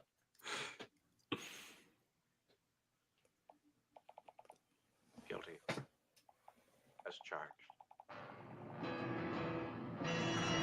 And this is just to amp up the drama before we go to commercial, because really what this is a summary judgment, which kind of sucks when someone's, literally on trial for their lives. It does. And also when Kirk does this thing, he hesitates because he does not want to make this call. But we're also seeing on his face what must be going through Pike's mind as well, because Pike is incapable of physically expressing this emotion. Right. So they use Kirk as sort of a surrogate for that as well. Yeah. And like I said, he knows he's got to say something before they go to commercial, so it's got to be guilty. Yeah. All right. So now we're approaching Talos 4. Really fast. Yeah, I was just gonna say. I hit the brakes. This isn't orbit. This is Damn crash. it, Sulu. If you do it that fast, you're gonna hit that atmosphere is gonna feel like a concrete wall. Just saying. Yeah. Oh man, that's fucking funny as shit. Sulu, don't That's treat it okay. like your They boyfriend's get all ass. new avatar bodies. No problem. Yeah, yeah, they can. It's apparently that's what happened to what's her name, Vina. Yeah. When they crashed, that's why she's fucked up. Yep. That's not nice. I don't feel good about that. Bridge to Commander. Mendez here. Sir, we're entering orbit Talos 4. Talos controls the vessel now, sir, as they did 13 years ago. You've asked me why. You'll see the answer now.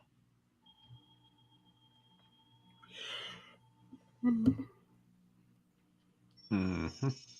Mm-hmm. Yep. I do like that scene where he blows a hole in the wall, but he can't see it. And he's cranking it up, and then he turns it on the alien and he's like, I think that I put a hole in that wall and you're just preventing me from seeing that. Want me to test that theory on your head? And then suddenly, whoop, no illusion. I mean, they're not wrong about Pike having the propensity for violence, but he's not like a dumb animal. He's thinking the entire time. Yeah. Yeah. This is what I was talking about. Yep. See, and then in real Thank time, God. she does the contortion. By the way, that lead Telosian, did you guys talk about the fact that was a woman in that makeup? Yep. Yes. Mhm. I always knew it was a woman. Yeah. When you know that, it's like, oh, that's why it seems a little, off, Yeah, but I mean that's part and parcel. Like, it's supposed to seem a little bit Yeah. alien too. So like it works for Yeah. what they were going for. Agreed, absolutely. Mm-hmm.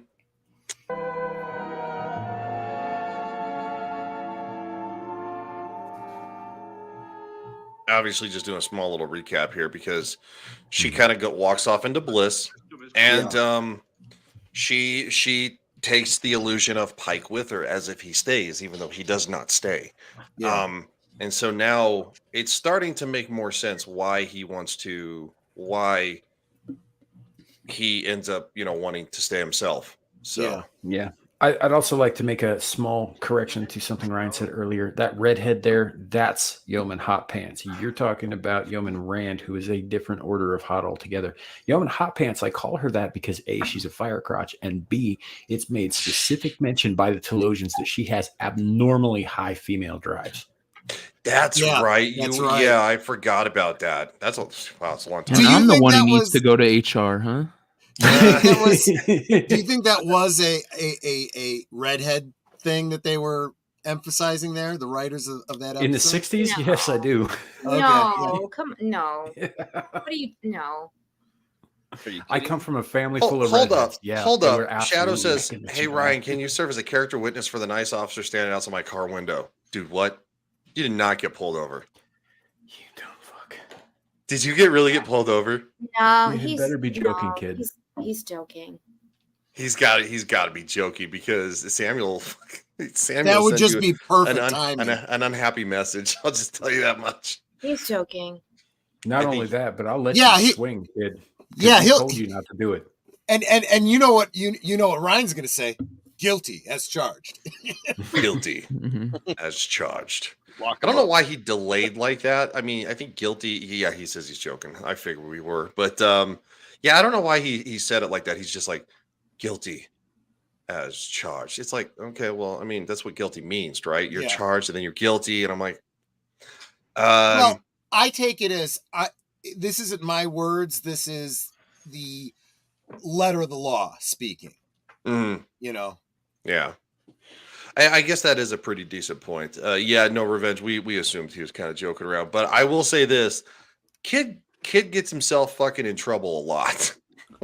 Like he's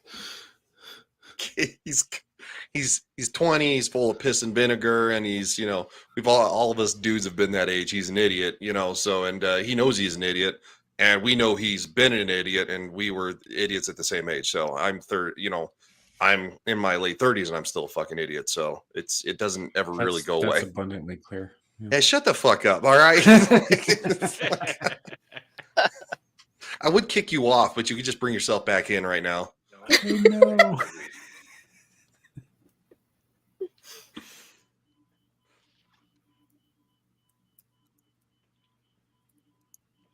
All decks prepare for hyperdrive.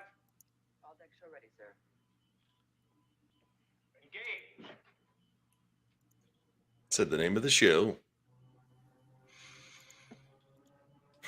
Out there, at least in Talos 4 really fast. Yeah. They really are. It's just funny the way they do that. No, production note, when they zoom into Pike's face, they're like, cripple Pike. That's part of the reason that they do that is to emphasize what he's feeling, since he can't physically portray that. It's kind of a neat little camera trick. Mm-hmm. It is. Commodore, don't you think that... Bum, bum, bum.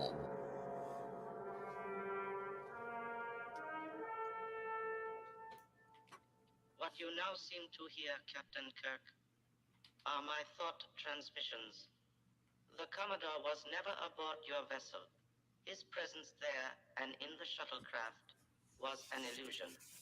Mr. Spock had related to us your strength of will. It was thought the fiction of a court-martial would divert you from too soon regaining control of your vessel. Captain Pike is welcome to spend the rest of his life with us, unfettered by his physical body. The decision is yours and his.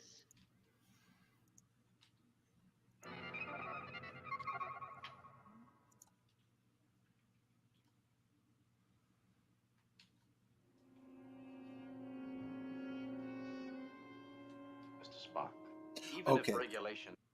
So my thought on that is, okay, again, I do feel it's a little bit abrupt, little like change gears, but it does give them the opportunity to say, hey, this court martial isn't even official. It didn't even really happen. Never happened. The Admiral's not here. Nobody from Starfleet even knows about this. Y'all have plausible deniability here. Yep.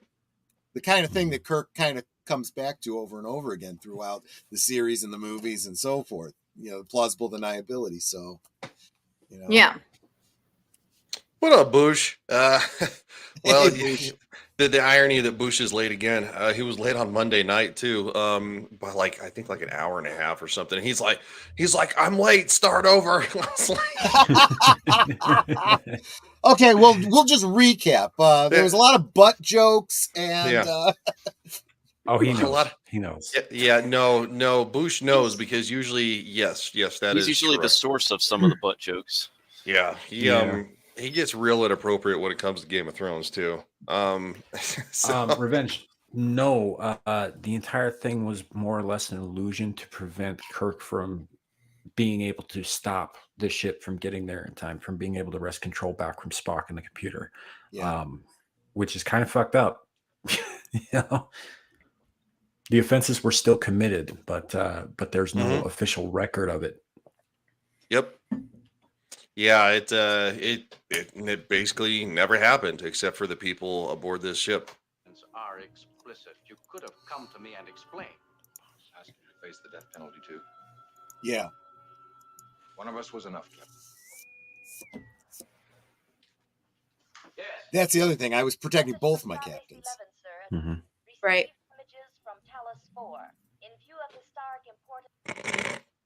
He says, "Excuse me, Mrs. Tyrant Hooker. I am inappropriate. Look, I'm not the one. I didn't make the tyranny hooker thing. That was a fucking goof up by Samuel, and it's got a mind of its own. Now it's the teeny tyranny hooker. So Yeah, we can thank one for that. She likes to put a spin on things that's just unique. Mm-hmm. Yeah, but he was trying to call me a tranny hooker, and he called me a tyranny hooker. Oh, and definitely also Devil, because he's the one who actually shrank you in the photo. So It's just a good point. That's a good point. That's good work on Devil's part, especially even though he's taking dick pics. So I mean, it's fine. They're small too, right? oh, that's not. No. What? You're photographing Dermy, are you not? That's what Photoshop is for. Oh my god. Samuel, what the fuck? And also, even if he was photographing himself, he's flat said he's the Asian guy. Ouch. Jesus. Yeah, I can't take dick pics. You can't do wide lens up close like that. Jesus. General Order 7 prohibiting contact ToS 4 is suspended this occasion. No action contemplated against Spock. Proceed as you say. So it I have a all question. doesn't matter. You know? Is I have it a question. live or Is is it that an illusion Memorex? too? Is Yeah. that an Yeah. illusion too? Because that was my first thought. Because if Well, it's not, that means the Commodore was privy to all of this the whole time back on Starbase 2. No, let's go back. What if it's not, the information that Uhura is getting isn't the illusion? What if the information that Starfleet back there got is an illusion? All the freaking Federation's being manipulated by the Telosians for this one little incident. That's Which is why scary they're off shit. limits. Yeah, I agree with that take because you see everybody on the ship, like when Doc Bones goes and he's constantly aware of everything that's going on, and people on the ship are always aware of everything that's happening. They're not delusional. Right. It's concerning though, because if the Telosians are able to project their mind control thing all the way back to Starbase, yeah, that's crazy. That's a lot further than we thought. We thought you had to be like in orbit of the planet. They can actually change people what they're seeing all the way that far. Yeah. You know what's interesting about that idea is that so we know that the Telosians are a dying race according to their own words, right? So what if they had decided to guide the Federation's future, to set them on a path of to prevent the Federation going through the same shit that they did, basically causing their own self-destruction.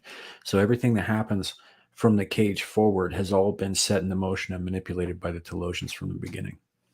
And here's another consideration: if they're about to be, they're about to go extinct physically, what if they're about to do what so many other advanced races in Star Trek do, and they're getting ready to become non-corporeal? Mm-hmm. Yep. Maybe Like they're like the Q or something. Yeah, exactly. Maybe they are the Q.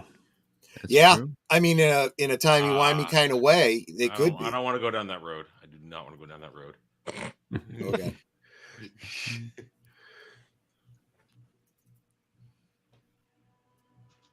Chris, you want to go there? Yeah. Simple answer. Spock, would you care to take Captain Pike to the transporter room? Like, what else was he gonna say? No, I want to sit here in my own filth with my little beeper machine. It's so I much want my more penis appealing. to work again.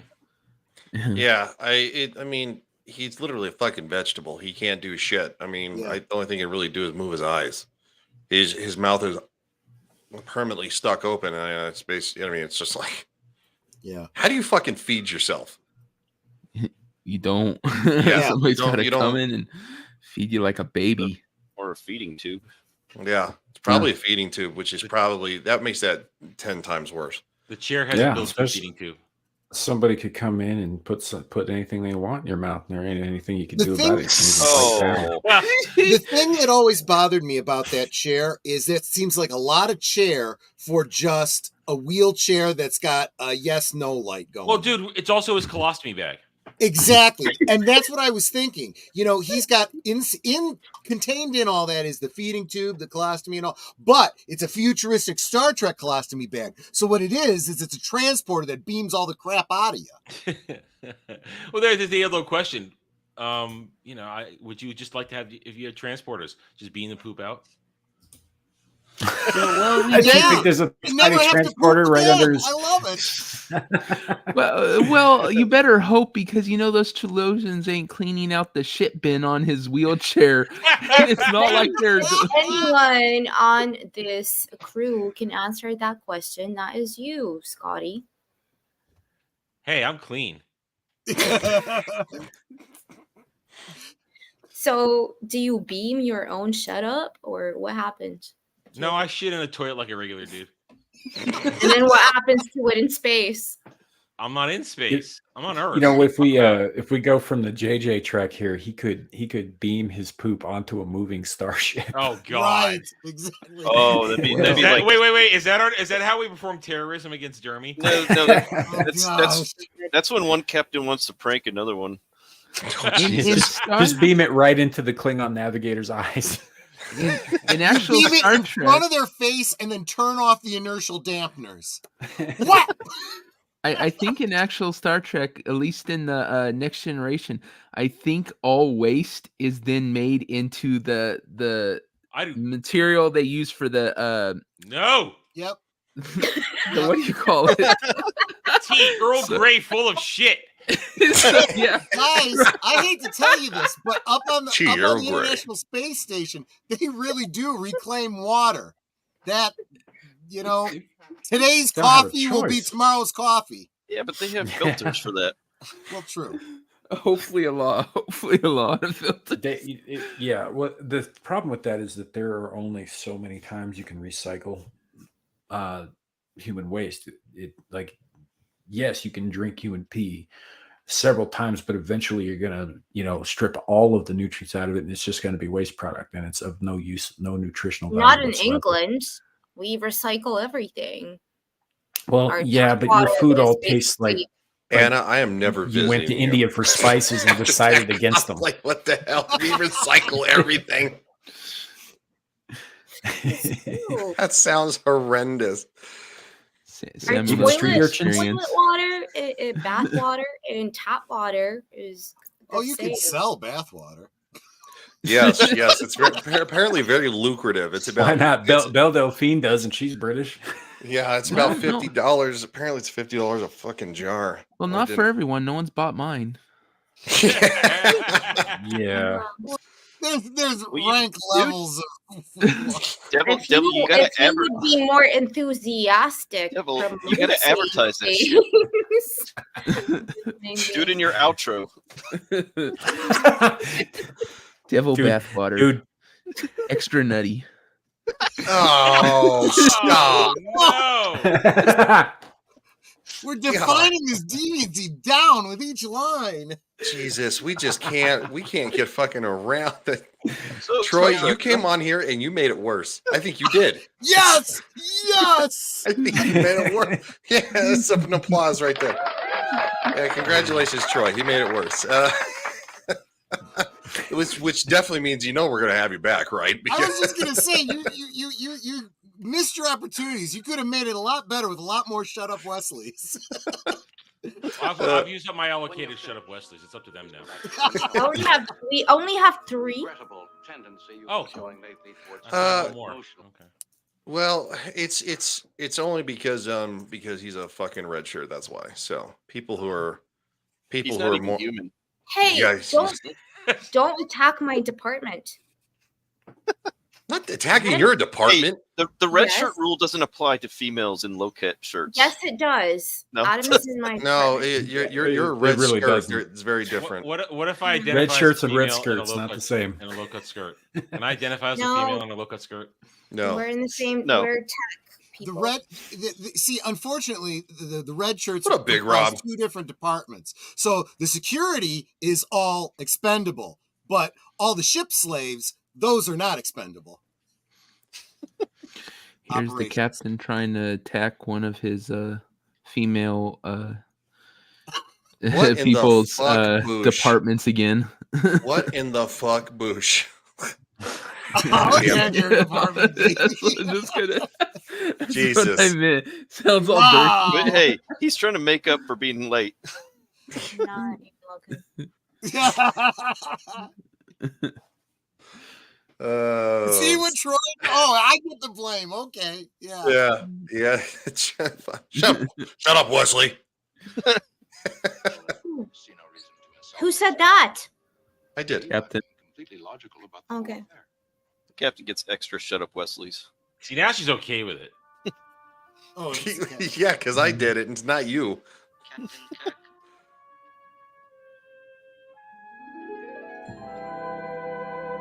Oh yeah. So they basically stole the ending, the Yeah. not ending, and yeah. Right. Yeah. Yeah. So ultimately, you can see this is the illusion. This is Vina. This is Pike together again. Right. As and you know, because Pike did actually through the whole entire ordeal, he did come to give a shit about her. That's why he offered her a chance to get out of there, and she's like, "No, I can't." Yeah. So it also it's gives the element of there was part of him that didn't want to leave her. And since there is no other Pike story between the cage and the menagerie, then we're forced to, imagine back that she was the one that got away.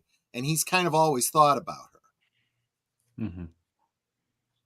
I don't know. I disagree with that. I don't think that he did it for her because it was such a short time and space where they got to know each other, and because of what he was saying to Doc before, like, I don't want to be in this place anymore. I want to do normal things, and he is given by these weirdos with the big heads like an out. But also, he's in a position where he's always going to be loyal to Starfleet and do the heroic thing. But now he's disfigured and, like you said, brain in a jar. Yeah.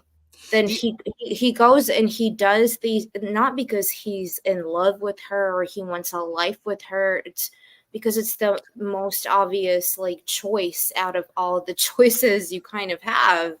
I think it's because while he came to understand her to a degree by the end of the cage, but by the end of the Menagerie Part 2, he does understand her. He understands why she stayed, and he understands that, and he's come to see the value in that.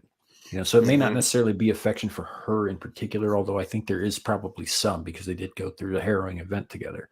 But that now he fully understands what she went through and what she lives with.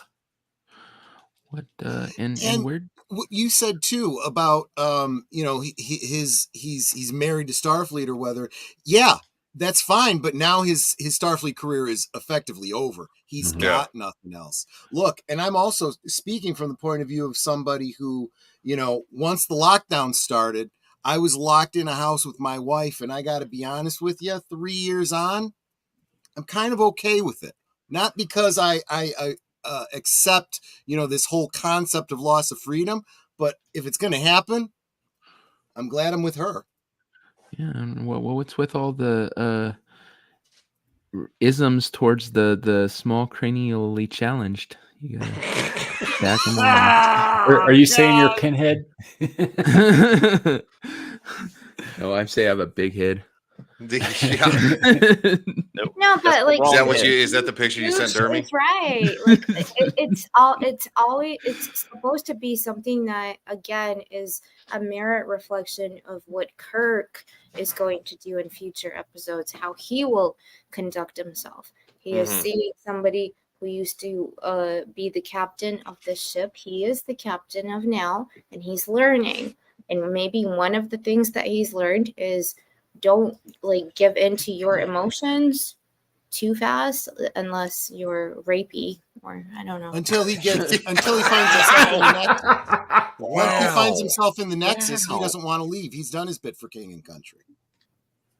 I just don't understand why you think it's okay for somebody who is physically disabled to go into a fantasy world and for Spock to be okay with that. Try and find a cure for him or something. Why would you leave him on this planet? Well, I think Spock is actually being subjected to his actual emotions over the situation more than he probably lets on in this situation. Because it's not logical in any way, shape, or form. It's an Well, we emotional talked about that decision. in the last episode, yeah, and I think you're right. I think he's once again, as is core to his character, at odds with himself over this. Mhm. I also think what they were trying to paint here is that there is no cure for Pike at this point. Yeah, it's either he lives restricted in that chair and drooling with his mouth open, or live in a world where he perceives it as him walking around and normal. And I the mean, fact euthanasia is is, an option. you notice what happens. Kirk asks him, "What do you want?" Ultimately, it's his choice. Mm-hmm. And Otherwise, because he has no autonomy. Because the Telosian says, well, it's ultimately it's your choice there, Yeah. you know, Captain Kirk, and his, and so Kirk immediately goes to him, says, "Is this what you want?" And asks him, "What do you want?" And he says, "Yes, this is Yep. what I want." And so ultimately, it's his decision. Maybe it's not the greatest decision because it is a fantasy, it's an illusion. But at the same time, though, what's the alternative? You live as No, but I'm sorry, Ryan. He had Spock come to him and literally ask him, like, I am going to do this. He's like, no, no, no, no. Right. That's what I said earlier. It's like obviously he was against this whole thing from the beginning, but I think over the course of the presentation and over the course of the court martial, I think that Spock and the Telosians convinced him otherwise. Convinced him that he might be better off here, and I think that his mind changed during that process. So, do you think this is a narrative with Spock actually knowing what's better for the captain? Well, at least thinking he does, but ultimately it still comes down to his choice. I think this is best for you. Let me make my argument. In order to make that argument, I got to kidnap you and show you all this footage and go through the pantomime. But by the time we're done, now you have all the information. It's up to you. Which Spock states in the first episode, he says, by the time we're through, by the time we get there, you will have all of the facts before you. Yeah. Hey, Captain. Yes. We got something from Kinzo he wants everyone to see. Okay, let me read this real quick. Anna is right to quote Picard when Data's emotion chip hits hard. He tells his captain no, and then he says, "Data, you are a Starfleet officer and required to do your duty." And part of having emotions is learning how to adapt to them. And I can see what I'm about ready to share, but I'm going to do it anyway because fuck it. Because fuck it. Oh, that's perfect. Oh God. That is perfect. Sometimes you guys just Photoshop Well kills their spot. done, Kenzo. Ryan is the captain, so I mean, that's as that's. I don't want this. I don't want this. Can we add a yeoman Dermy in there? No, we cannot add a yeoman Dermy in there. The blonde that Captain he goes to Ryan, the planet will be Dermy. Yeah, Captain Ryan, we're taking you to Dermy 4 to meet with the Dermesians. Beep, beep. Like, no. You don't have a choice. Oh, good God. That was really good because it's kind of disturbing the way it happened. Oh God.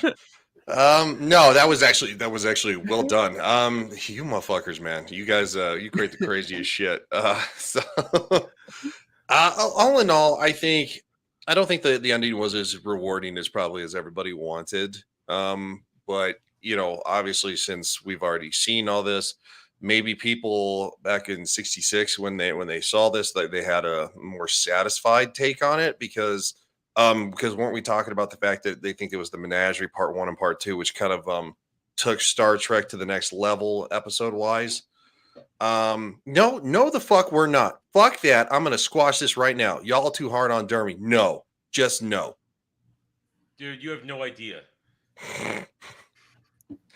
Yeah, I hate to say it. From the outside, it does kind of look like we're too hard on Dermy and Shadow. But that's Dermy's. They don't see. Yeah, they don't see behind the wall though, because if Bush saw behind the fucking wall, I think he would be on it too on Not giving. to mention, you know, we give him a lot of shit, but when he gets in this shit, we do rally around his retarded ass. Oh yeah, no, we do. And Like if people, he's our punching bag. You don't get to pick on him. So Bush says, "I have idea." Okay, good. No, he's not my punching bag, but if he is out of line, I'll punch him. And Booge, I'd be careful. You're gonna wake up with Raster standing over you. That doesn't end well. No, it doesn't. Jeremy taking a lot of shit from us. That's his shtick. That's what it is. It is his shtick. And he's made it clear the minute he says stop, we will. Yeah, Right. yeah. Like if you ever, that's something and I've that had Adam keeps saying is that he may be dermy, but he's our dermy. Hands Exactly. off. Yeah. And him and I've had serious conversations about certain things that have like actually bothered him, but none of the shit that we do roasting him bothers him. But I won't say what we've talked about. That'd be very inappropriate. But dude's been calling me a terrorist for a fucking week straight on every podcast he's been on. Does it bother me? No. Dude's called me a terrorist. It's true. I mean, oh shit. Well, so there's another show that's going to be coming up soon, and Mr. Devil Made Me Do It is going to be running it. Yeah. Actually, Dermy's running it because he doesn't know shit about Mortal Kombat characters. I mean, what is this? The 5th week in a row he doesn't know shit about the topic? Yeah. In anything that came after 2000, he's retarded to. Pretty much. Yeah. So yeah, he's running it, but I'm going to be on there. So yeah, check out Get Ranked here. You got it. You should have him. You should have him be on one involving like 70s blaxploitation flicks. He's all like, I'm an expert in that. Oh yeah, so definitely check out Get Ranked on Bielsa Hub, because he's Devil Made Me Do It. Now like 3 on the Twitter. You're doing it for him. It's fucking shtick, man. I love it. It's so good. The devil made you do it. Oh, fucking hell. So next is going to be Mr. Horny Alf. Hey, yeah, you can find me on Twitter. You can see it in my name there. _furry. I also have a YouTube channel that I have been working on, putting a lot more time into lately. Now that I got my new computer, I'm also going to be streaming multi-stream to my Twitch, Kick, and whatever else. I'm going to be tonight. We have my gaming stream, my Sunday Mayhem gaming stream, 11 p.m. Central Standard Time. We're playing Party Animals, pretty ridiculous furry game. We punch after each other. I think Ryan's going to be there, Dell's going to be there, a few others. When I'm not here, you can find me on Friday nights on Dermy Wormy's channel, his Ballbuster stream. I'm on Vets Talking on Saturday nights. I also have my Sunday gaming stream, and then Mondays I usually do either 1 or 2 streams, one in the morning, afternoon, if I can fit them both in. And I'm going to be contributing. Most of my streams are going to be also multi-stream to the Vets Talking channel because I'm helping out Soldier Spirit build some other content on this channel. So, Yep, yeah, and What the fuck, Boosh. What the hell did Bush say? Okay, Bush says I watched Sam die during his P Souls game. P Souls? What? Lies of P. Lies of P. Lies of P. Okay. Whoa. P Souls. yeah, Lies of P is like a Souls type game. Yeah, he said I'm going to kill all of. No, I did not. Whoa. I'm going to kill Azijos. And Honestly, when he died for the 4th time on that boss. Honestly, Dermy's the one who says the anti-Semitic shit around here. Yeah, I just say anti-pickle shit. And Bush also wants to know, did Anna steal that from Hugh Hefner when he died? Well, he did like blonde, so I mean, yeah. Hugh Hefner would probably Right out have of the taken a run casket. on Anna. I'm not saying he would have been successful, but I'm sure Hugh Hefner probably would have made a pass on Anna because he liked blondes. Yep. Fuck, I'm so off track now. Mr. Adam the Redshirt, what you got going on, man? All right. Hi, I am Adam Renaissance Nerd, YouTube channel, the same name. Check me out there. Tonight, later on, we got more Spider-Man 2. I did 7.5 hours last night. We're going to keep going. Oh my God. I want to talk to you about it. Okay. Well, I mean, I'm 7.5 hours in, but I'm still barely in the story. I've just been doing everything around me and grinding and leveling up. So, I mean, I'm still barely started. But if you want to hear my early thoughts, I gave it the beginning of roundtable to this afternoon. I gave my early thoughts on it. But we got that tonight. Tomorrow is Mellow Mondays, 8:45 p.m. Eastern, where we're gonna just chill out, have a good time, nerd out on shit. You can see many of the fine people on this panel show up there from time to time. Rest of the week will be more Spider-Man. And when we're done with Spider-Man, we've also got Return to Moria drops this week. Survival game for set in the Lord of the Rings world. We've got more Lords of the Fallen once I'm done with Spider-Man. And more Star Trek Infinite because the channel wants me to keep playing it. We're having a good time. I was about to say I hadn't seen you play that for a bit, so I was wondering. I played it. I played it a couple days ago. I played it over the weekend, but I already unlisted it and I didn't make a playlist because I keep restarting it every time because I figure more shit out. And then Saturday Night Drive-In next week is The Crow.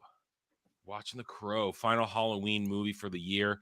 Having a good time with that, and then we'll be back 2 p.m. Eastern on next Sunday with the round table, where we are just going to go over the week stuff, and then right back here after that for more Engage. And if you are interested, check out my channel, subscribe. YouTube has been taking away subs all week. I should have been over 2,800, but every time I get real close, they take 2 or 3 away. So check out the channel, subscribe, and enjoy my takes, my reviews, and my streams.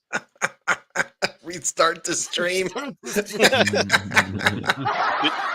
Do we need to boot Big Rob for his? On your browser, that'll do it for you. Big Rob said. Big Rob was kidding. He was kidding. He said Star Trek Discovery was the greatest of all Star Treks. Oh, I know. I knew he was kidding. All things it needed in the genre, and he says, "Holy shit, I'm kidding. That was awful." It probably hurt to say. When your joke, when you know your joke hurts so bad that you want to out yourself over it. It's like you can't even get through the joke. It's like I can't even say this. You're like, I can't say that. It's not worth it. Boot his ass. Bush is simping for Troy. I'm not sure what's up with that. Bush is good people. He comes and hangs out. No, he's a great guy. He's hysterical. I'll be in and this is so left field, but I love it. I'll be in the middle of a stream, and then all of a sudden I'll get a DM from him on Twitter, and I'll look, and it's a picture of some food he made, and I'll be like, "Son of a bitch! Now I'm hungry." He does that to JV too. I mean, he makes such good-looking food. Yeah. And speaking of who Bush should be simping for, that would be our comm specialist, Anna. I've seen you've tried to play a couple of video games, but they're only like 16-minute clips. They're like, is it like Crash or something? Like, what's up with that? What? Your Cyberpunk videos. I'm not going to be playing Cyberpunk for 3 hours, but I think 16 minutes is a little short. Oh, you would like me to continue driving badly for 3 hours? Oh, well, I mean, you're a woman. You're going to drive badly regardless. I guess maybe we should get some entertainment out of it. No, I am late for a stream with Raquel, who is Raquel SSG2211, and she is going to be playing Gotham Knights. So I'm going to be on a stream with her after this. Check her out. And other than that, no. What do you mean? I'm not going to be like doing 3 hours. I have a life, Ryan. All right, fuck, my bad. Doing 3 hours stream. fuck was I thinking? Over people and swearing. Okay, Spider-Man. 3-hour game stream this morning. But okay. I know, you crazy motherfucker. Can't expect her to be like us losers, who stream for 12 hours a day. Bush says, I gotta feed my family. I gotta feed my family. Come on. And speaking of somebody who does have time for 3-hour gaming streams, the loser next to me and my hetero life partner forever, Samuel the Infamous. I am the Scourge of Picklestein. Samuel the Infamous. You can find me on the channel with the same name, Samuel the Infamous. We do live streams throughout the week. Abyssal Musings on Friday nights, Screaming into the Void on Saturday afternoons, and as you can see here, Star Trek Engage on Sunday afternoons. You can also find me on my friend Linus Exile's channel, different times during the week, usually Saturday nights, in a chat or behind the scenes, sometimes on the panel. I also pop up on sometimes Adam's channel, sometimes Dermy's channel, sometimes Ryan's channel. I'm here, there, and everywhere. And yeah, I do long game streams. That's fine. I don't actually have as much time as you think. I pack all of this shit into the weekend. So Length is kind of like, a personal thing that you eat. That's what she said. So you're saying you're a size queen? So you're saying size does matter. Well, shit, that takes me out of the running. I could see her regretting. I could see her regretting saying that as she was saying it. I know. She was trying to work her way around it, not sounding terrible, and it did not work. And it's all about length over girth.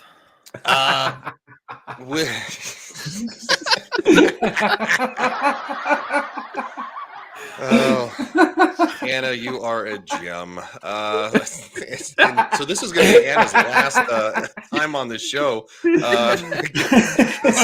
all of us now. I pulled a Nomi. Bushizzle. Well, now.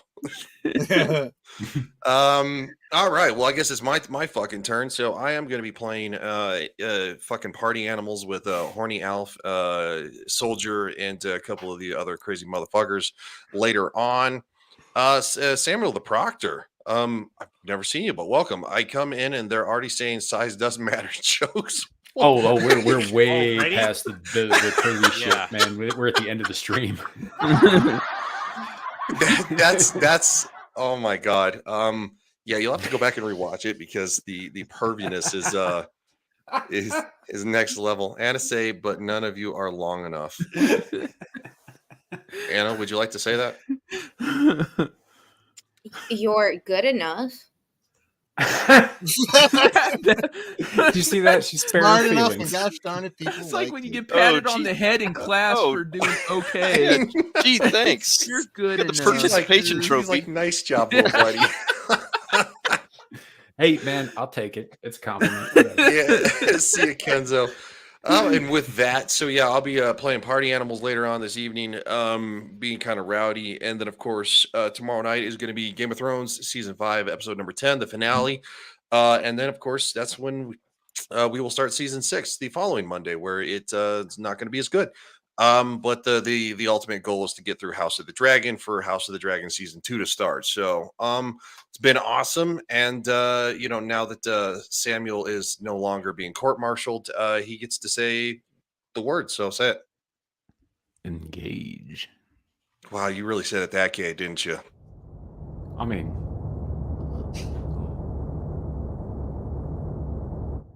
You know, back when I was in the academy, we would follow every toast with a song.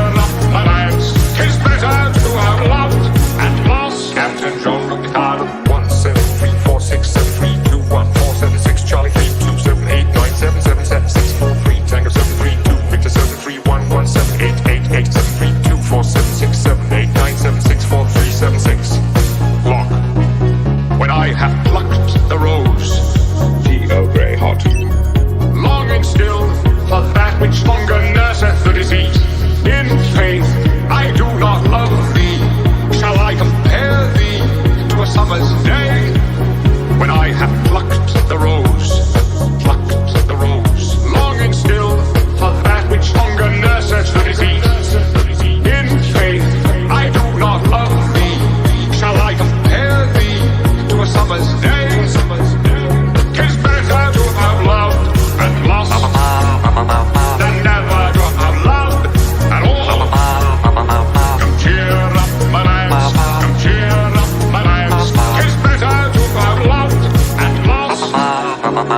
Incredibly unbroken sentence, moving from topic to topic. No one had a chance to interrupt. It was quite hypnotic. Incredibly unbroken sentence, moving from topic to topic. No one had a chance to interrupt. It was quite hypnotic.